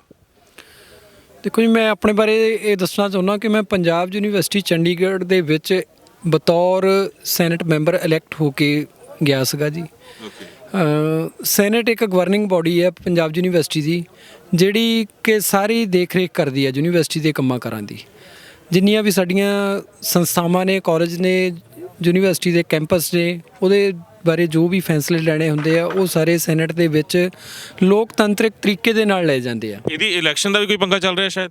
ਹਾਂਜੀ, ਅੱਜ ਕੱਲ ਇਸ ਇਲੈਕਸ਼ਨ ਦਾ ਵੀ ਪੰਗਾ ਚੱਲ ਰਿਹਾ ਕਿ ਮੋਦੀ ਜੀ ਇਹ ਤੇ ਇਹਦੇ ਨੁਮਾਇੰਦੇ ਇਹ ਚਾਹੁੰਦੇ ਆ ਕਿ ਜਿੱਥੇ ਵੀ ਕੋਈ ਬੋਲਣ ਵਾਲਾ ਫਰੰਟ ਆ ਉਹਨਾਂ ਦੀ ਧੌਣ ਦੇ ਉੱਤੇ ਗੋਡਾ ਰੱਖ ਦਿਓ, ਉਹਨਾਂ ਨੂੰ ਬੋਲਣ ਹੀ ਨਾ ਦਿਓ, ਉਹਨਾਂ ਦਾ ਸਾਹ ਘੁੱਟ ਦਿਓ। ਅੱਜ ਜਿਹੜੀ ਸੈਨੇਟ ਦੀ ਇਲੈਕਸ਼ਨ ਸਤੰਬਰ ਮਹੀਨੇ ਦੇ ਵਿੱਚ ਹੋ ਜਾਣੀ ਚਾਹੀਦੀ ਸੀ, ਉਹ ਅਜੇ ਤੱਕ ਉੱਥੇ ਦੇ ਇੱਕ ਵਾਈਸ ਚਾਂਸਲਰ ਨੇ ਇਹਨਾਂ ਦਾ ਦੂਤ ਬਣਾ ਕੇ ਨਹੀਂ ਉੱਥੇ ਭੇਜਿਆ। ਜਿਹੜਾ ਰਾਜ ਕੁਮਾਰ ਆ ਉਹ ਉੱਥੇ ਦੀ ਸੈਨੇਟ ਨੂੰ ਭੰਗ ਕਰਨ ਦੇ ਵਿੱਚ ਆਪਣੀ ਪੂਰੀ ਕਾਰਗੁਜ਼ਾਰੀ ਨਿਭਾ ਰਿਹਾ ਤੇ ਇਹਨਾਂ ਦਾ ਇੱਕੋ ਇੱਕ ਏਜੰਡਾ ਆ ਕਿ ਅਸੀਂ ਜਿੰਨੀਆਂ ਵੀ ਸਿੱਖਿਆ ਸੰਸਥਾਵਾਂ ਨੇ ਉਹਨਾਂ ਦੇ ਉੱਤੇ ਕਾਬਜ਼ ਹੋ ਜਾਈਏ ਤੇ ਨਾ ਰਹੂਗਾ ਤਾਂ ਬਾਂਸ ਤੇ ਨਾ ਵੱਜੂਗੀ ਬਾਂਸਰੀ। ਸਿੱਖਿਆ ਦਾ ਮਿਆਰ ਹੀ ਇਸ ਤਰੀਕੇ ਦਾ ਕਰ ਦੇਣਾ ਕਿ ਜਿਹੜਾ ਕੋਈ ਵੀ ਬੱਚਾ ਕੋਈ ਵੀ ਵਿਦਿਆਰਥੀ ਬੋਲਣ ਵਾਲਾ ਨਾ ਰਹੇ, ਬੋਲਣ ਵਾਲਾ ਹੀ ਨਾ ਰਹੇ, ਕਾਨਫੀਡੈਂਸ ਲੈਵਲ ਹੀ ਬੱਚਿਆਂ ਦਾ ਆਟੋਮੈਟਿਕਲੀ ਇੰਨਾ ਡਾਊਨ ਆ ਜਾਵੇ ਤੇ ਐਦਾਂ ਦੀ ਐਜੂਕੇਸ਼ਨ ਪਾਲਿਸੀ ਘੜ ਦਿੱਤੀ ਹੈ ਇਹਨਾਂ ਨੇ। ਇਹਦਾ ਆਉਣ ਵਾਲੇ ਸਮੇਂ ਦੇ ਵਿੱਚ ਤੁਹਾਨੂੰ ਕੀ ਲੱਗਦਾ ਕਿ ਹੋਰ ਮਤਲਬ ਅਗਰ ਇਹ ਅਸੀਂ ਮਨਜ਼ੂਰ ਕਰ ਲਈ, ਅਸੀਂ ਦਿੱਲੀ ਦੀ ਹਿੱਕ ਤੇ ਬੈਠੇ ਹਾਂ, ਆਪਣੇ ਹੱਕਾਂ ਵਾਸਤੇ ਆਪਣੀ ਹੋਂਦ ਵਾਸਤੇ ਬੈਠੇ ਹਾਂ, ਪਰ ਐਜੂਕੇਸ਼ਨ ਇੱਕ ਅਜਿਹੀ ਚੀਜ਼ ਹੈ ਜਿਸ ਨੇ ਸਾਡਾ ਬੇਸ ਬਣਾਉਣਾ ਹੈ, ਬੱਚਿਆਂ ਦਾ ਬੇਸ ਬਣਾਉਣਾ ਹੈ। ਜੋ ਨਵੀਂ ਐਜੂਕੇਸ਼ਨ ਪਾਲਿਸੀ ਆਈ ਆ ਉਸ ਪਾਲਿਸੀ ਦੇ ਵਿੱਚ ਮਤਲਬ ਬਹੁਤ ਘੱਟ ਸ਼ਬਦਾਂ ਦੇ ਵਿੱਚ ਦੱਸਿਓ ਕਿ ਅਜਿਹੀਆਂ ਕਿਹੜੀਆਂ ਵੱਡੀਆਂ ਖਾਮੀਆਂ ਨੇ ਜਿਹੜੀਆਂ ਸਾਡੀਆਂ ਨਵੀਆਂ ਪੀੜ੍ਹੀਆਂ ਦੀਆਂ ਬੇੜੀਆਂ 'ਚ ਬੱਟੇ ਪਾਉਣਗੀਆਂ। ਦੇਖੋ ਜੀ, ਪਹਿਲੀ ਤਾਂ ਸਭ ਤੋਂ ਵੱਡੀ ਖਾਮੀ ਇਹ ਆ ਕਿ ਇਹਨਾਂ ਨੇ ਉਹ ਵੀ ਜਿਹੜੀ ਨਿਊ ਐਜੂਕੇਸ਼ਨ ਪਾਲਿਸੀ ਦੇ ਵਿੱਚ ਕਾਰਪੋਰੇਟ ਘਰਾਣਿਆਂ ਨੂੰ ਦੇਣ ਦਾ ਪੂਰਾ ਪ੍ਰਬੰਧ ਕਰ ਲਿਆ। ਛੋਟੇ ਕਾਲਜਾਂ ਦੀ ਹੋਂਦ ਨੂੰ ਖਤਮ ਕਰਕੇ ਆਲੇ ਦੁਆਲੇ ਏਰੀਏ ਦੇ ਵਿੱਚ ਇੱਕ ਕਾਲਜ ਦੀ ਕਾਲਜ ਬਣਾਉਣ ਦੀ ਗੱਲ ਕੀਤੀ ਆ। ਯੂਨੀਵਰਸਿਟੀਆਂ ਨੂੰ ਖਤਮ ਕਰਕੇ ਇੱਕ ਕਾਲਜ ਨੂੰ ਆਟੋਨੋਮਸ ਜਿਹੜੀ ਬਾਡੀ ਆ ਉਹਨੂੰ ਆਪਣੇ ਆਪ ਸਰਟੀਫਿਕੇਟ ਦੇਣ ਦਾ ਜਿਹੜਾ ਅਧਿਕਾਰ ਦੇਣ ਦੀ ਗੱਲ ਕੀਤੀ ਆ, ਜਦ ਕਿ ਇਹਦੇ ਨਾਲ ਸਿੱਖਿਆ ਦਾ ਮਿਆਰ ਬਿਲਕੁਲ ਡਿੱਗ ਜਾਊਗਾ। ਕਿਉਂਕਿ ਆਪਾਂ ਪਿਛਲੇ ਸਮੇਂ ਤੋਂ ਦੇਖਦੇ ਹਾਂ ਕਿ ਟੈਕਨੀਕਲ ਕਾਲਜਸ ਜਿਹੜੇ ਸੀਗੇ ਜਿਨ੍ਹਾਂ ਦੇ ਵਿੱਚ ਡਿਪਲੋਮਿਆਂ ਦੀ ਗੱਲ ਸੀਗੀ, ਡਿਗਰੀਆਂ ਦੀ ਗੱਲ ਸੀਗੀ, ਉਹਨਾਂ ਦਾ ਅੱਜ ਹਾਲ ਦੇਖ ਲਓ। ਬੀਐਡ ਕਾਲਜਸ ਦੀ ਗੱਲ ਸੀ, ਉਹਨਾਂ ਦਾ ਅੱਜ ਹਾਲ ਦੇਖ ਲਓ। ਧੜਾ ਧੜ ਇਹਨਾਂ ਨੇ ਆਪਣੇ ਐਜੂਕੇਸ਼ਨ ਦਾ ਕਮਰਸ਼ਲਾਈਜੇਸ਼ਨ ਕਰ ਦਿੱਤਾ ਕਿ ਐਜੂਕੇਸ਼ਨ ਨੂੰ ਕਰ ਹੀ ਇੰਨਾ ਕੁ ਮਹਿੰਗਾ ਦਿੱਤਾ, ਉਹ ਕਿਸੇ ਗਰੀਬ ਦੀ ਪਹੁੰਚ ਤੋਂ ਬਾਹਰ ਕਰ ਦਿੱਤਾ। ਜੇਕਰ ਅੱਜ ਆਪਾਂ ਗੱਲ ਕਰਦੇ ਹਾਂ ਦੇਸ਼ ਦੇ ਵਿੱਚ MBBS ਕਰਨ ਦੀ ਤੇ 1.5 ਕਰੋੜ ਰੁਪਏ ਦਾ ਖਰਚਾ ਆ। ਉਹ ਡਾਕਟਰ ਕਿੱਥੋਂ, ਜੇ ਕੋਈ ਗਰੀਬ ਪਰਿਵਾਰ ਦੇ ਵਿੱਚੋਂ ਇੰਟੈਲੀਜੈਂਟ ਬੱਚਾ ਪੜ੍ਹਨਾ ਚਾਹਵੇ ਤੇ ਕਿੱਥੋਂ ਉਹ ਸਰਮਾਇਆ ਲਿਆਊਗਾ। ਇਹਨਾਂ ਦੇ ਕਾਰਪੋਰੇਟਸ ਦੇ ਘਰ ਭਰਨ ਦੇ ਲਈ ਇਹਨਾਂ ਨੇ ਨਿਊ ਐਜੂਕੇਸ਼ਨ ਪਾਲਿਸੀ ਘੜੀ ਆ। ਸਾਡੇ ਸਿੱਖਿਆ ਸ਼ਾਸਤਰੀਆਂ ਦਾ ਇਹਨਾਂ ਦੇ ਉੱਤੇ ਰਿਜ਼ੈਂਟਮੈਂਟ ਪੂਰੀ ਸ਼ੋਅ ਕੀਤੀ ਆ। ਸਰਦਾਰਾ ਸਿੰਘ ਜੌਹਲ ਹੋਣਾ ਨੇ ਪਟੀਸ਼ਨ ਵੀ ਪਾਈ ਸੀ ਕਿ ਇਸ ਨਿਊ ਐਜੂਕੇਸ਼ਨ ਪਾਲਿਸੀ ਦੇ ਵਿੱਚ ਬਹੁਤ ਸਾਰੀਆਂ ਖਾਮੀਆਂ ਨੇ, ਪਰ ਅੱਜ ਸਾਡਾ ਮੇਨ ਜਿਹੜਾ ਮੋਟਿਵ ਹੈ ਅੱਜ ਕਿਸਾਨੀ ਸੰਘਰਸ਼ ਦਾ ਆ। ਅਸੀਂ ਜੇ ਉਹ ਜੰਗ ਜਿੱਤਣ ਤੋਂ ਬਾਅਦ ਦੇ ਵਿੱਚ ਇਹ ਫਰੰਟ ਖੋਲਾਂਗੇ ਤਾਂ ਅਸੀਂ ਉਹ ਵੀ ਲਾਗੂ ਨਹੀਂ ਹੋਣ ਦਿੰਦੇ। ਮੈਂ ਉਹੀ ਕਹਿ ਰਿਹਾ ਨਾ ਵੀਰ, ਇਹ ਚੀਜ਼ਾਂ ਉਹੀ ਨੇ ਕਿ ਸਾਡੀ ਜਿਹੜੀ ਐਜੂਕੇਸ਼ਨ ਪਾਲਿਸੀ ਅਗਰ ਉਹ ਸਹੀ ਹੁੰਦੀ ਪੂਰੇ ਭਾਰਤ ਦੀ, ਮੈਂ ਪੰਜਾਬ ਦੀ ਗੱਲ ਨਹੀਂ ਕਰ ਰਿਹਾ, ਪੂਰੇ ਭਾਰਤ ਦੀ ਅਗਰ ਉਹੀ ਸਹੀ ਹੁੰਦੀ ਨਾ ਵਿਦੇਸ਼ਾਂ ਵਾਂਗ, ਕਿਉਂਕਿ ਵਿਦੇਸ਼ ਦੇ ਵਿੱਚ ਅਗਰ ਕੋਈ PM ਵੀ ਹੈ ਨਾ, ਉਹਦਾ ਵੀ ਬੱਚਾ ਉਸ ਸਕੂਲ ਦੇ ਵਿੱਚ ਜਾਂਦਾ ਤੇ ਅਗਰ ਇੱਕ ਕੋਈ C ਗ੍ਰੇਡ ਦਾ ਵਰਕ ਇੰਪਲੋਈ ਹੈਗਾ ਆ, ਠੀਕ ਹੈ, ਉਹਦਾ ਬੱਚਾ ਵੀ ਉੱਥੇ ਹੀ ਜਾਂਦਾ ਹੈ। ਅਗਰ ਐਗਜ਼ਾਮਪਲ ਦੇ ਕਹਾਂ ਕਿ ਅਗਰ ਕੋਈ PM ਹੈ ਤੇ CM ਹੈ, ਦੋਨਾਂ ਦੇ ਬੱਚੇ ਇੱਕੋ ਸਕੂਲ ਦੇ ਵਿੱਚ ਪੜ੍ਹਨ ਵਾਸਤੇ ਜਾਂਦੇ ਨੇ। ਪਰ ਉਰੇ ਜੋ ਹਾਲ ਨੇ ਉਹ ਤੁਸੀਂ ਬਾਖੂਬ ਜਾਣਦੇ ਹੋ ਕਿ ਪੰਜਾਬ ਦੇ ਵਿੱਚ, ਭਾਰਤ ਦੇ ਵਿੱਚ ਕੀ ਹਾਲ ਨੇ। ਜੇ ਐਜੂਕੇਸ਼ਨ ਪਾਲਿਸੀ ਇੰਡੀਆ ਦੀ ਇੱਦਾਂ ਦੀ ਹੁੰਦੀ ਤਾਂ ਸ਼ਾਇਦ ਅੱਜ ਸਾਨੂੰ ਆਹ ਮੋਰਚੇ ਨਾ ਲਾਣੇ ਪੈਂਦੇ, ਅੱਜ ਸਾਨੂੰ ਇਹ ਦੁੱਖ ਆਹ ਦਰਦ ਨਾ ਹੰਢਾਣੇ ਪੈਂਦੇ, ਕਿਸੇ ਗਰੀਬ ਦਾ ਬੱਚਾ ਕੋਈ ਅਨਪੜ੍ਹ ਗਵਾਰ ਨਾ ਹੁੰਦਾ, ਨਾ ਇਹਨਾਂ ਕੁਝ ਪੂੰਜੀਪਤੀਆਂ ਦੇ ਹੱਥ ਦੇ ਵਿੱਚ ਪੂਰੇ ਭਾਰਤ ਦੀ ਸਿਆਸਤ ਹੁੰਦੀ। ਤੇ ਇਹ ਸ਼ੁਰੂਆਤ ਅਸੀਂ ਕਰਾਂਗੇ ਹੁਣ, ਕਿਉਂਕਿ ਪੰਜਾਬ ਨੇ ਹਮੇਸ਼ਾ ਇੱਕ ਨਵੀਂ ਕ੍ਰਾਂਤੀ ਦਿੱਤੀ ਹੈ ਪੂਰੇ ਭਾਰਤ ਨੂੰ, ਸਾਰੀਆਂ ਕੌਮਾਂ ਨੂੰ, ਤੇ ਇਹ ਇੱਕ ਨਵੀਂ ਕ੍ਰਾਂਤੀ ਦੁਆਰਾ ਤੋਂ ਪੰਜਾਬ ਤੋਂ ਸ਼ੁਰੂ ਹੋਈ ਹੈ ਜੋ ਦਿੱਲੀ ਦੀ ਹਿੱਕ ਤੇ ਪਹੁੰਚੀ ਹੈ ਤੇ ਵਾਪਸ ਪਹੁੰਚ ਕੇ ਇੱਕ ਹੋਰ ਨਵੀਂ ਕ੍ਰਾਂਤੀ ਸ਼ੁਰੂ ਹੋਏਗੀ। ਉਹ ਹੋਏਗੀ ਭਾਰਤ ਦੇ ਵਿੱਚੋਂ ਗੰਦੀ ਸਿਆਸਤ ਦਾ ਗੰਦ ਸਾਫ਼ ਕਰਨ ਦੀ। ਸਿੰਗਲ ਐਜੂਕੇਸ਼ਨ ਪਾਲਿਸੀ ਵਰਗੀਆਂ ਚੀਜ਼ਾਂ ਨੂੰ ਪੰਜਾਬ ਦੇ ਵਿੱਚ ਲਾਗੂ ਕਰਵਾ ਕੇ ਪੂਰੇ ਭਾਰਤ 'ਚ ਲਾਗੂ ਕਰਵਾਉਣ ਦੀ। ਪਰ ਅਸੀਂ ਪੰਜਾਬ ਦਾ ਗੰਦ ਜ਼ਰੂਰ ਸਾਫ਼ ਕਰਾਂਗੇ।